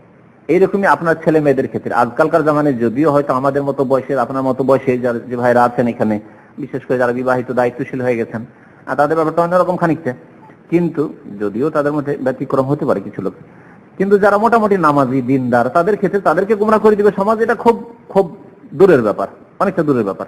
কিন্তু ছেলে মেয়েদের ক্ষেত্রে আপনার গ্রামে, আপনার পরিবেশে, আপনার সমাজে ঘরে ঘরে পাপ, ঘরে ঘরে টিভি, ঘরে ঘরে ফিল্ম, আপনার ছেলে মেয়েদেরকে যদি ওই ছেলেগুলির সাথে মিশতে দেন, গ্রামের পাড়ার ছেলেদের সাথে মিশতে দেন, ছেলেগুলি খারাপ হয়ে যাবে। আপনি পরেশগার মানুষ, আল্লাহওয়ালা মানুষ, আপনার ছেলেগুলি বাইরে থেকে খারাপ হয়ে চলে আসছে। আপনার বাড়িতে ফিল্ম নেই, আপনার বাড়িতে টিভি নেই, আপনার বাড়িতে গান বাজনা নেই, বাইরে থেকে ওই সব মুখস্থ করে চলে আসছে। অসৎ সঙ্গী পেয়ে যাবে পাড়ায় মহল্লায়। সুতরাং ছেলে মেয়েদেরকে কি করতে হবে? ওই পাহাড়ের ঘাঁটিতে রাখার মতো আপনার বাড়িতে রাখ। বাবা মসজিদে যাও, নামাজ পড়ে ওসব, রাস্তাঘাটে ওইসব গ্রামের ওইসব ছেলেদের সাথে খেলাধুলা না, বাড়িতে বসো। স্কুলে ভালো একটা ইসলামিক প্রতিষ্ঠানে ভালো স্কুলে দেন, যেখানে নামাজ টামাজ ঠিক আছে, যেখানে অন্তত হারাম থেকে বেঁচে থাকে, ওই রকম লেগে দেন। আপনি ওখানে গিয়ে আবার খারাপ ছেলে পাবেন না, ওখানেও ভালো একটা পরিবেশ যাতে পায়, আর বাড়ির পরিবেশটা ভালো। আর তৃতীয় পরিবেশ, সমাজকে আপনি কন্ট্রোল করতে পারেন। সমাজ খারাপ হয়ে গেছে আজকাল, সুতরাং ওখান থেকে আপনার ছেলেকে বাঁচাতে হবে, তাহলে আপনার ছেলেকে সৎ করতে পারবে। আর এই তিনটি ক্ষেত্র যদি খারাপ হয়ে যায়, তাহলে ছেলেকে মানুষ করা যাবে না। আপনার নিজের বাড়ি খারাপ থাকে, ছেলে কখনো ভালো মানুষ হবে না, ব্যতিক্রম ইল্লা মাশাআল্লাহ। মাদ্রাসা যেখানে স্কুল দিয়েছেন, সেটা যদি অনইসলামিক স্কুল হয়, যেখানে ইসলামের কোনো আদর্শ শিক্ষা দেওয়া হয় না, আপনার বাড়িতে মাশাআল্লাহ আপনি হুজুর, আপনি পরেশগার, আপনার ছেলে কোনোদিন মানুষ হবে না। বরং একটু শিক্ষিত হয়ে যখন আসবে, ক্লাস 8-9 পড়ে, আমার বাবা আগের যুগের মানুষ নাকি, আদমকালের মানুষ, কি কথা বলে আজকাল। আজকাল স্বাধীনতার যুগ, আর ছেলে মেয়ে আজকাল একসাথে না বসলে, তা মত বিনিময় না করলে তা কি আর উন্নতি হয়? সমাজের, দেশের উন্নতি করতে হলে একসাথে পড়াশোনা করতে, একসাথে বসতে হবে। কি কথাবার্তা বলে! আপনাকে অযোগ্য মনে করবে, অযোগ্য বাবা, অযোগ্য মা, কিছু জানে না, দুনিয়া সম্পর্কে খোঁজ খবর রাখে না, আপনাকে বোকা বানিয়ে দিবে ছেলেদের। অনইসলামিক স্কুলে পড়ার কুপরিণতি। তো ছেলে মেয়েদেরকে তরবিয়ত করতে হলে এদিকে খেয়াল রাখতে হবে। নবী করিম সাল্লাল্লাহু আলাইহি ওয়াসাল্লামের আরেকটি হাদিস আবু সাঈদ খুদরি রাদিয়াল্লাহু তাআলা বর্ণনা করেছেন, যে নবী সাল্লাল্লাহু আলাইহি ওয়াসাল্লামকে শুনেছি, ইয়াকুল ইয়াতি আলান নাস জামানুন, এমন একটা যুগ আসবে যে খায়রু মালির রাজুলিল মুসলিম, মুসলিম ব্যক্তির সর্বোত্তম ধন সম্পদ হবে আল গানাম, ছাগল। সর্বোত্তম ধন সম্পদ হবে ছাগল। ইয়াতবাউ বিহা সাফাল জিবাল, সেই ছাগল নিয়ে, ছাগলের পাল নিয়ে, বকরির পাল নিয়ে সে পাহাড়ের উপরে চলে যাবে। ও মাওয়াকাল কাতারা, যেখানে বৃষ্টি, যে এলাকায় বৃষ্টি হয়, ঘাস, যেখানে বৃষ্টি হয় সেখানে ঘাস হবে, সেই এলাকায় চলে যাবে, বকরি চড়াবে, আর বকরি দুধ দিয়ে খাবে, আর গোশত খাবে, আর ওখানে থাকবে। আর ফিতনা থেকে বেঁচে থাকে, আফিরু বিদীনিহি মিনাল ফিতান, ফিতনা থেকে তার দ্বীনের, ধর্মের, ইসলামের, ঈমানের হেফাজত করবে। এই একটা যুগ আসবে, নবী করিম সাল্লাল্লাহু আলাইহি ওয়াসাল্লাম বলেছেন। এই যুগ চলে এসেছে না আরো আগামীতে আসবে? হ্যাঁ, আপনাদের মত কি? হাদিস তো বুঝতে পেরেছেন না? কোন আলেমরা বলেছেন, ভাষ্যকার বলেছেন যে এই যুগ এসেছে, আর কোন আলেমরা বলেছেন যে না, এক যুগ আসবে সর্বোত্তম ধন সম্পদ হবে বকরি গানাম। এই যুগ একটা যুগ ছিল যে যদি বকরি ছাগলের মালিক, বকরির পালের মালিক হতে পারেন তো ভালো ভালো পয়সাওয়ালা মানুষ, আপনার কাছে বকরি আছে সম্পূর্ণ, বকরি দুধ দিচ্ছে, বকরিতে গোস্ত দিচ্ছে, কারো কাছে হইতে হয় না, মানে কারো দ্বারস্থ হইতে হয় না, আর নিয়ে আপনি আরামে মাঠে ঘাটে যেখানে আছেন খাচ্ছেন। বেদুইনরা যেমন এ করেছে, বেদুইনরা বকরি ছাগল নিয়ে যদি পাহাড়ি এলাকায় চলে যায়, যেখানে বর্ষা বৃষ্টি হচ্ছে, মরুভূমিতে চলে যায়, সেখানে থাকে, তাহলে রাজনৈতিক যে লড়াই, দ্বন্দ্বগুলি, ঝগড়াগুলি চলছিল মুসলিমদের মধ্যে, লড়াই, যে লড়াইগুলি ওমাইয়াদের যুগে হয়েছে, যে লড়াইগুলি আব্বাসীদের যুগে হয়েছে, আব্বাসীরা যখন আসলো তখন ওমাইয়াদের বাচ্চা বাচ্চা খোঁজ করে কোথায় আছে, নাবালক সন্তান পেল ধরো, এইসব ফিতনা থেকে বাঁচতে পারবে না। আজকেও আওয়ামী লীগ আর বিএনপির যে লড়াই আর মারধর আর ভাঙচুর, শহরে না বাস করে যদি পল্লী গ্রামে বাস করেন, আর এসব রাজনীতি বুঝি না, চাষি মানুষ, বকরি চড়াবো, খাবো, গরু চড়াবো, আর গরু বকরি নিয়ে এইসব নিয়ে চাষবাস নিয়ে ব্যস্ত, তাহলে ওসব ঝামেলার মধ্যে আপনি না, ঝামেলা থেকে অনেকটা মুক্ত আছেন। না কাউকে মারতে যাবেন, না কেউ আপনাকে মারতে আসবে। পক্ষান্তরে শহরে একটি উন্নত জায়গায় যেখানে চায়ের দোকান টোকান আছে, আজকাল তো প্রায় জায়গা হয়ে গেছে, গ্রামগুলো শহরের মতো হয়ে গেছে, ছিল কিছুদিন আগে এরকম, ওই সব জায়গায় বাস করলে আপনি রাজনীতি না করলেও মার খাবেন, এই দলও মারবে ওই দলও মারবে, ঠিক না? যদি বলেন যে ভাই আমি আওয়ামী লীগ না বিএনপি না, দুই দলই এসে মার দিবে, তো মহা মুশকিল। এগুলি ফিতনা, এগুলি হচ্ছে মুসলিম জাতির ফিতনা, যে ফিতনার কিছু আমাদের দেশে রয়েছে, কিছু এখানে ছিল, এক যুগে ছিল, মুসলিম জাতির মধ্যে ছিল। তো অনেক আলেমরা বলেছেন যে এগুলি হয়ে গেছে বা হচ্ছেও বলতে পারি, যে আমাদের দেশে যে রাজনৈতিক লড়াইগুলো হচ্ছে। আর যদি সর্বোত্তম মাল বকরি, কেউ বলছেন যে না, কিয়ামতের কাছাকাছি সময় পৃথিবীর ধন সম্পদ সবকিছু ধ্বংস হয়ে যাবে। এই যান্ত্রিক সভ্যতা, সব টেকনোলজি সব ধ্বংস হয়ে যাবে। আজকাল ইলেকট্রনিক যুগ, তাই না? সব ধ্বংস হয়ে যাবে। ধ্বংস হয়ে যাওয়ার পরে যেখান থেকে উন্নতি শুরু করেছিল মানব জাতি, আবার সেখানে ফিরে আসবে। আল্লাহ নবীর জামানায় বকরি ছাগল ছিল বড় সম্পদ, ওট এগুলি ছিল বড় সম্পদ। আবার মানুষ উন্নতি করার পরে আবার অবনতির দিকে ফিরে আসবে, আর সবচেয়ে উত্তম মাল হবে বকরি। আর বকরি নিয়ে যারা চলে যাবে, ফিতনা, লড়াই, মার কাট এত লেগে থাকবে, ইয়াজুজ মাজুজ ফিতনা, দাজ্জালের ফিতনা, এইসব ফিতনা। আর দাজ্জাল আসবে, ইয়াজুজ মাজুজ আসবে, তারা আসবে শহরে। ওই সব শহরে না থেকে বকরি নিয়ে চলে গেছেন মরুভূমিতে, যেখানে বৃষ্টি হচ্ছে, যেখানে পাহাড় আছে, ওখানে দাজ্জাল কি খোঁজ করতে যাবে? দাজ্জাল সব বড় বড় শহরে যাবে, হ্যাঁ, ঢাকা শহরে যাবে, কলকাতা শহরে যাবে, বোম্বাই যাবে, দিল্লিতে যাবে, খুলনায় যাবে, ঠিক না? এরকম শহরে যাবে। আপনি গ্রামে পড়ে আছেন কোথায়? ইয়াফিরু বিদিনিহি মিনাল ফিতান। তাহলে এই দাজ্জালের ফিতনাকে ফিতনা তো দাজ্জাল বলছেন, ওই সব দাজ্জালের ফিতনা থেকে বাঁচতে পারবে? এটাও হতে পারে যে একটা যুগ আসবে। নবী করিম সাল্লাল্লাহু আলাইহি ওয়াসাল্লামের কথা ব্যাপক, আগের ফিতনাগুলি যে ইঙ্গিত হতে পারে, আবার যেটা আসছে আগামীতে যে ফিতনা, দাজ্জালের ফিতনা, ইয়াজুজ মাজুজের ফিতনা, সেই দিকেও ইঙ্গিত হতে পারে, উভয়েরও হতে পারে। বহু আরো ফিতনা যেগুলি আছে, হয়েছে, হবে, হচ্ছে আর হবে, সে সবগুলির দিকে হতে পারে। নবী করিম সাল্লাল্লাহু আলাইহি ওয়াসাল্লামের এই বাণীর উদ্দেশ্য, কারণ আল্লাহ নবী সাল্লাল্লাহু আলাইহি ওয়াসাল্লামকে আল্লাহ ব্যাপক অর্থবাহী কথা বলার বিশেষ ক্ষমতা, যোগ্যতা দিয়েছিলেন, যা বলা হয়েছে। বাস একটি আর অধ্যায় আছে, সেটি হচ্ছে আমানত উঠে যাবে। কিয়ামতের কাছাকাছি সময় আমানত উঠে যাবে। আর কিয়ামতের কাছাকাছি মানে আল্লাহ নবীর ইন্তেকালের পরেই হচ্ছে কিয়ামতের কাছাকাছি সময়। আল্লাহ নবী বলেছেন আমার ইন্তেকাল হচ্ছে কিয়ামতের একটি লক্ষণ। তো আল্লাহ নবীর পরে কিয়ামতের বেশ কিছু লক্ষণ আসবে, তার মধ্যে একটি হচ্ছে আমানত বলে কিছু থাকবে না। কাকে বিশ্বাস করবেন? বিশ্বাস করাই মুশকিল। যাকে বিশ্বাস করে কিছু আমানত দিলেন, সেই খেয়ানত করলো, বিশ্বাসঘাতকতা করলো। আমানত কথার আমানত হতে পারে, ধন সম্পদ, টাকা পয়সার আমানত হতে পারে, সোনা চাঁদির আমানত হতে পারে, আবার আমানত ব্যক্তিগত আমানত, ইবাদত বন্দেগীর আমানত হতে পারে।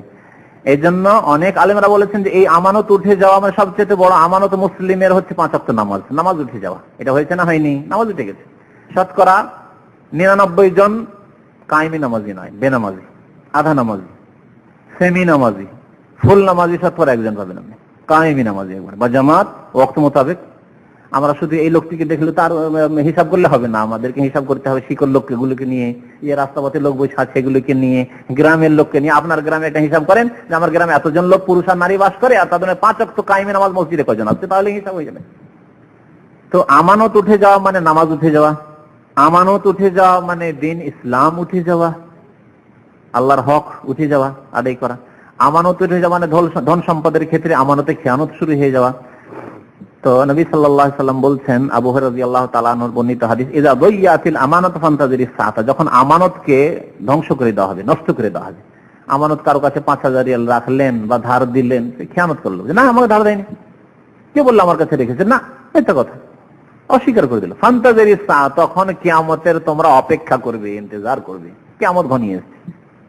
আমানত শুধু এই আমানত না, আমানত হচ্ছে নেতৃত্ব আমানত, কারণ আগের অংশটুকু থেকে এইদিকে ইঙ্গিত করা হয়েছে। অযোগ্যকে মালিকানা দিয়ে দেওয়া, অযোগ্যকে মালিকানা দিয়ে দেওয়া, এটি হচ্ছে আমানতকে নষ্ট করে দেওয়া। তাহলে অযোগ্য নেতৃত্ব, মুসলিম নেতৃত্ব, অযোগ্য নেতৃত্ব, তাদেরকে বলা হচ্ছে ইসলামী আইনের বাস্তবায়ন করে, তারা বলছে না করবো না, করতে পারবো না, ভয় লাগে। হ্যাঁ, ইউরোপকে বলে ভয় লাগে, আমেরিকাকে বলে ভয় লাগে, আর রাশিয়াকে বলে ভয় লাগে, প্রতিবেশী দেশকে বলে ভয় লাগে, বুঝতে পেরেছেন, সন্ত্রাসী দেশ বলে ঘোষিত করে দেবে, ইত্যাদি ইত্যাদি। অথবা এটা তো হালকা বললাম, যদিও এটাও কুফরি, কিন্তু এর চাইতে বড় কুফরি হচ্ছে যে এই যুগে 1400 বছর পরে কোরআনের কথা চলবে। হ্যাঁ, এই যুগে এসে বলবে যে জেনাকারী ব্যভিচারকারীকে সংসার করার কথা, এগুলো তো বর্বরতা, হ্যাঁ, মানবাধিকার লঙ্ঘন। এই হচ্ছে আমানত উঠে, অযোগ্যকে নেতৃত্ব দেওয়া, অযোগ্যকে মালিক বানিয়ে দেওয়া। নবী সাল্লাল্লাহু আলাইহি সাল্লামকে জিজ্ঞাসা করা হলো, কাইফা ইয়াযাতুহা ইয়া রাসূলুল্লাহ, আমানত কেমন করে নষ্ট হয়ে যাবে?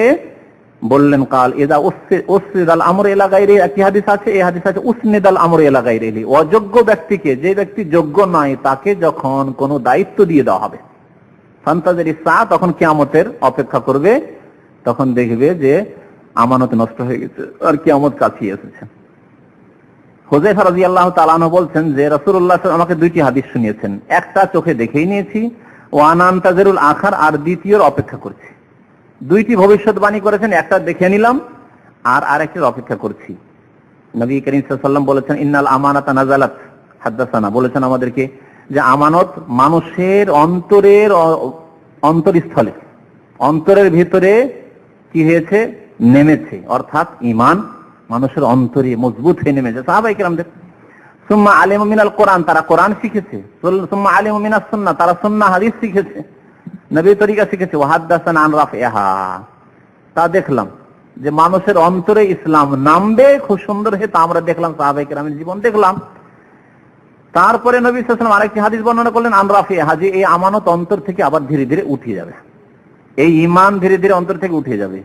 কেমন ভাবে উঠবে? নবী সাল্লাল্লাহু আলাইহি ওয়াসাল্লাম বলছেন একটা তরিকা তার, ইয়ানামুর রাজুলু নাওমাতা, মানুষ রাত্রে ঘুমাবে, ফাতুকবাজুল আমানাত মিন কালবিহি, তার অন্তর থেকে ওই ঘুমের অবস্থায় আমানতকে উঠিয়ে নেওয়া হবে। সকালবেলা বেঈমান হয়ে উঠেছে, ঘুম থেকে উঠেছে, সন্ধ্যাবেলা নামাজি ছিল, সন্ধ্যাবেলা বিশ্বস্ত ব্যক্তি ছিল, ইমানদার ছিল, ভয় করতো যে মানুষের এক পয়সা খাবো না, সকালবেলা উঠেছে, না অসুবিধা নেই, আমার যে ইনকাম তাতে চলে না, সুতরাং এইসব বেঈমানি করে বড় লোক হইতে হবে, হারাম খেয়ে বড় লোক হইতে হবে, আর নামাজ পড়ে কিছু পেলাম না, মন মেজাজ অন্যরকম।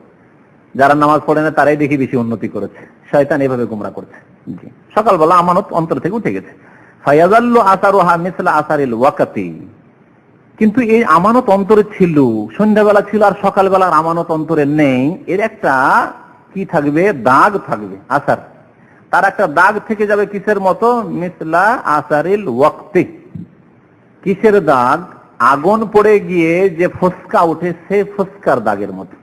ওয়াক্তের তাফসীর করেছেন যে হালকা দাগ, হালকা আগুন পড়েছে, হালকা দাগ হয়েছে, ফসকা হয়েছে। সুম্মা ইয়ানামুন নাওমাতা, আবার শুইবে, আরেকদিন শুইল অথবা দিনে শুইল, ফাতুকবাজু, তখন পুরোটা উঠিয়ে নেওয়া হবে। ফায়াবকা আসারুহা মিসলাল মাজলি, তারপরে তার একটা দাগ থাকবে অন্তরে, কার মতো, এটা মাজলের তাফসীর করেছে আসারুল আমাল ফিল কাফি, হাত দ্বারা বেশি মেহনতের কাজ করলে, ভারী কাজ করলে, কুলাড়ি নিয়ে কাঠ ফেড়েছেন কেউ, যে কাঠ ফেড়েছে সে জানে, আমার মতো লোক হাত এত নরম আছে, যদি আমি 5 মিনিট করি তো খালাস। তো কাজ করার কারণে যে হাতে ফসকা পড়ে যায় তাকে মাজল বলে, ফায়াবকা আসারুহা মিসলাল মাজলি। আর আমরা দুটো কি ফসকা বলি বাংলায়, তাই না? জি, ফসকা পড়ে যাওয়া বা ফসা পড়ে যাওয়া, দুটোই লিখেছে। কাজামরিন দাহরাজতাহু আলা রিজলিকা, অগ্নিশিখার মতো, আগুন ছিল, আগুনকে আপনি হঠাৎ করে ফেলে দিয়েছেন, আপনার পায়ের উপরে পড়েছে, ফানাসিতা, পায়ের উপরে পড়ার পরে সে ফসা উঠে গেল।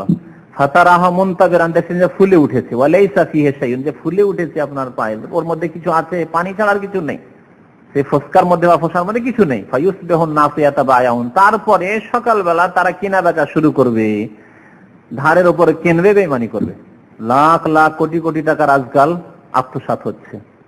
বাংলাদেশের সাথে ভারতের যারা গরুর ব্যবসায়ী তাদের খোঁজ খবর রাখি, এদিক থেকে ওই দিকে মেরে নিয়ে চলে গেল, ওই দিক থেকে এই দিকে মেরে গেল, ঠিক আছে তোমাকে দিব, দিলই না। এই আত্মসাৎ চলছে। একটা উদাহরণ, বহু উদাহরণ এরকম চলছে, বহু উদাহরণ পাবেন। টাকা পয়সা হাতে পড়ে গেছে, ধার সামান্য, আপনি এত দূরের কেন উদাহরণ দিতে যাবেন? আজকালকার জামানে কাউকে ধার দিয়ে দেন, আর তারপরে তার কাছে চাইবেন, চাইলে তার চোখ গরম দেখতে হবে, চাইলে অসন্তুষ্ট। আপনি সারা জীবন যদি না চান দেবে না, আর চাইলে অসন্তুষ্ট। কি মুসিবত দিয়েই ভুল করলেন আপনি। এই হচ্ছে জামানা। লোকেরা কিনা বেচা করবে, আদান প্রদান করবে, ফালা ইয়াকাদু আহাদুহুম ইউআদ্দিল আমানাত, কেউ আমানত আদায় করবে না, খেয়ানতের চেষ্টায় থাকবে। কেনা বেচার ক্ষেত্রে খেয়ানত। আজকাল মাফ করে 5 কিলো চাউল কিনে দেখবেন আপনি, 5 কিলো চাউল কিনে দেখবেন কমপক্ষে আধা কিলো 1 কিলো কমবে। দাড়ি মারা এত শুরু হয়েছে। খেয়ানত, আমানতে খেয়ানত। পয়সা দিচ্ছেন ন্যায্য কিলো প্রতি, আর আপনি দিচ্ছেন জিনিস কম। পাট বিক্রি করে, পাট ভিজিয়ে, পাটের যে গাঁট বাঁধে আমরা চোখে দেখেছি, পাট ভিতরে ভিজিয়ে একবারে গাঁট বাঁধে। এইরকম আজকাল কি আছে যাতে মিক্স নেই, হলুদে ইট গুঁড়া, আরো কত কি মিশানো হচ্ছে, আল্লাহ ভালো জানে মানুষের কথা। আজকাল এক্সপায়ার হয়ে গেছে কোনো কিছু, তাতে স্ট্যাম্প মারা হচ্ছে নতুন করে, সময় বাড়ানো হচ্ছে। তারপরে মাল সামান আসছে, মাল সামান এসে যখন নামলো কোনো বন্দরে, তারপরে কোনো কোম্পানিতে যারা ইন্টারন্যাশনাল ব্যবসা করে, আসার পরে তখন মেডিয়ান চেঞ্জ করা হচ্ছে, মেডিয়ান চায়না আছে, জাপান করা হচ্ছে। এরকম বহু লোকের চাকরি করে। এরকম ক্ষেত্রে যারা মাসলা জিজ্ঞাসা করছে, আমাকে এই চাকরি করতে হয়, জায়েজ চাকরি করা? না, জায়েজ নয়, হারাম, হারাম, এই খেয়ানতের চাকরি করা। তারপরে আমানতদার কোন লোক পাওয়া যাচ্ছে না, বিশ্বস্ত কোন একজন বলল, ইন্নাফি বানি ফুলানি রাজুলান আমিনান, অমুক বংশে একজন ভালো লোক আছে, বিশ্বস্ত লোক আছে। মানুষকে বলা মা আকালাহুম মা আযরাফু, কত ভালো মানুষ এই ব্যক্তি, এবং কত জ্ঞানী মানুষ, কত বিচক্ষণ মানুষ। ওমা আজলাদাহু, কতই শক্তিশালী মানুষ, ক্ষমতাশীল মানুষ। ওমা ফি কলবিহি মিসকাল হাববাতি খারদাল মিন ঈমান, অথচ তার অন্তরে সরিষা পরিমাণ ঈমান নেই। লোকটিকে জ্ঞানী বলা হচ্ছে, লোকটিকে বলা হচ্ছে, আজকাল কি বলা হচ্ছে বলেন না, আজকালকার বুদ্ধিজীবী। হ্যাঁ, ভালো করে মনে রাখছেন, বুদ্ধিজীবী বলা হচ্ছে। এই মা আকালাহু মা আযরাফাহু মা আজলাদাহু, কি ক্ষমতাশালী মানুষ, কি জ্ঞানী মানুষ, বিচক্ষণ মানুষ, কি বুদ্ধিজীবী, আসলে বুদ্ধিজীবী আমাদের দেশের, অথচ তার অন্তরে সরিষা পরিমাণ ঈমান নেই। ওয়ালাকাদ আতা আলাইয়া জামানুন, বলছেন কে? হুযায়ফা রাদিয়াল্লাহু তাআলা আনহু, যে এমন একটা যুগ আমার জীবনে এসেছে, অমা ওবালি, আমার কোনো পরোয়া ছিল না যে আইয়ুকুম বায়াত, তোমাদের কার কাছে বিক্রি করেছি, বিক্রি করে দিলাম, পয়সা দিল না, আমার জিজ্ঞাসা করার দরকার নেই, ও নিজেই দিয়ে যাবে। আমি কোনোদিন পয়সা চাইনি, বিক্রি করে দিলাম, পয়সা যখন ইচ্ছা তখন দিয়ে যাবে। কোথায় বাড়ি জিজ্ঞাসা করার কোনো প্রয়োজন হয়নি, আপনার ঠিকানা কি জিজ্ঞাসা করার, নাম কি জিজ্ঞাসা করার প্রয়োজন হয়নি। তারপরে বলছেন মুসলিম হোক আর অমুসলিম, মুসলিম হলে বলছে লাইন কানা মুসলিমান, যদি সে মুসলিম হয়তো রাদ্দাহু আলাইয়াল ইসলাম, তাহলে তার ইসলামের কারণে সে আমাকে টাকা ফেরত করে যেত। তা আল্লাহর ভয় ভীতি, তার ইসলাম তাকে বাধ্য করেছে যে আমি 1 পয়সা হারাম খেয়ে মরবো না, তার কাছে সামান নিয়েছি, টাকা দিয়ে আসতে হবে, দিয়ে যেত। আর যদি খ্রিস্টান হতো, ওয়াইন কানা নাসরানিয়ান, খ্রিস্টান হইতো, অমুসলিম হইতো, রাদ্দাহু আলাইয়া সাইহে, তাহলে সাইহের অর্থ ওই এটাতে ভুল করেছে। কি অর্থ করেছে? তার অভিভাবক। কিন্তু অভিভাবক কি ব্যাখ্যা করেনি, অভিভাবক কি বুঝবে? তার অভিভাবক আপনার মতো 60 বছরের মানুষ বা 50 বছরের মানুষ, আপনার অভিভাবক কে? এখানে সাই মানে হচ্ছে অমুসলিম এলাকায় নবী সাল্লাল্লাহু আলাইহি সাল্লাম বা তার খলিফাগণ রাষ্ট্রীয় প্রতিনিধিকে পাঠাতেন যে তাদের জিজিয়া কর আদায় করে নিয়ে এসো, তাদের খেরাজ ট্যাক্স আদায় করে, জমির খেরাজ ট্যাক্স আদায় করা হইতো, খেরাজ বলা হয়, আর ব্যক্তি প্রতি জিজিয়া কর আদায় করা হতো, যেমন মুসলিমদের কাছ থেকে যাকাত আদায় করা হতো। তো যারা যাকাত আদায় করতে যেতেন অথবা অমুসলিমদের কাছ থেকে জিজিয়া আদায় করতে যেতেন, তাদেরকে সাই বলা হইতো, সাই বলা হইতো। তাহলে খ্রিস্টান যদি আমার মাল সামান কিনলো, আর কেনার পরে খেজুর কিনলো, তারপরে টাকা পয়সা দিল না, পালিয়ে গেল, তাহলে আমাকে সেখানে যাওয়ার প্রয়োজন নেই। ওই যে ইসলামী সরকার, মুসলিম সরকার, খলিফা আবু বকর সিদ্দিক, ওমর, উসমান, আলী, তাদের পক্ষ থেকে প্রতিনিধি যাবেন, তাকে শুধু একটু বলে দেবে যে অমুক খ্রিস্টান আমার কাছ থেকে এত টাকার সামান নিয়ে গেছে, টাকাটা দেয়নি, উনি আদায় করে এসে আমাকে দিয়ে দিবেন, বা উনি ধরে নিয়ে আসবেন, চলো তুমি অমুকের বেইমানি করে এসছো।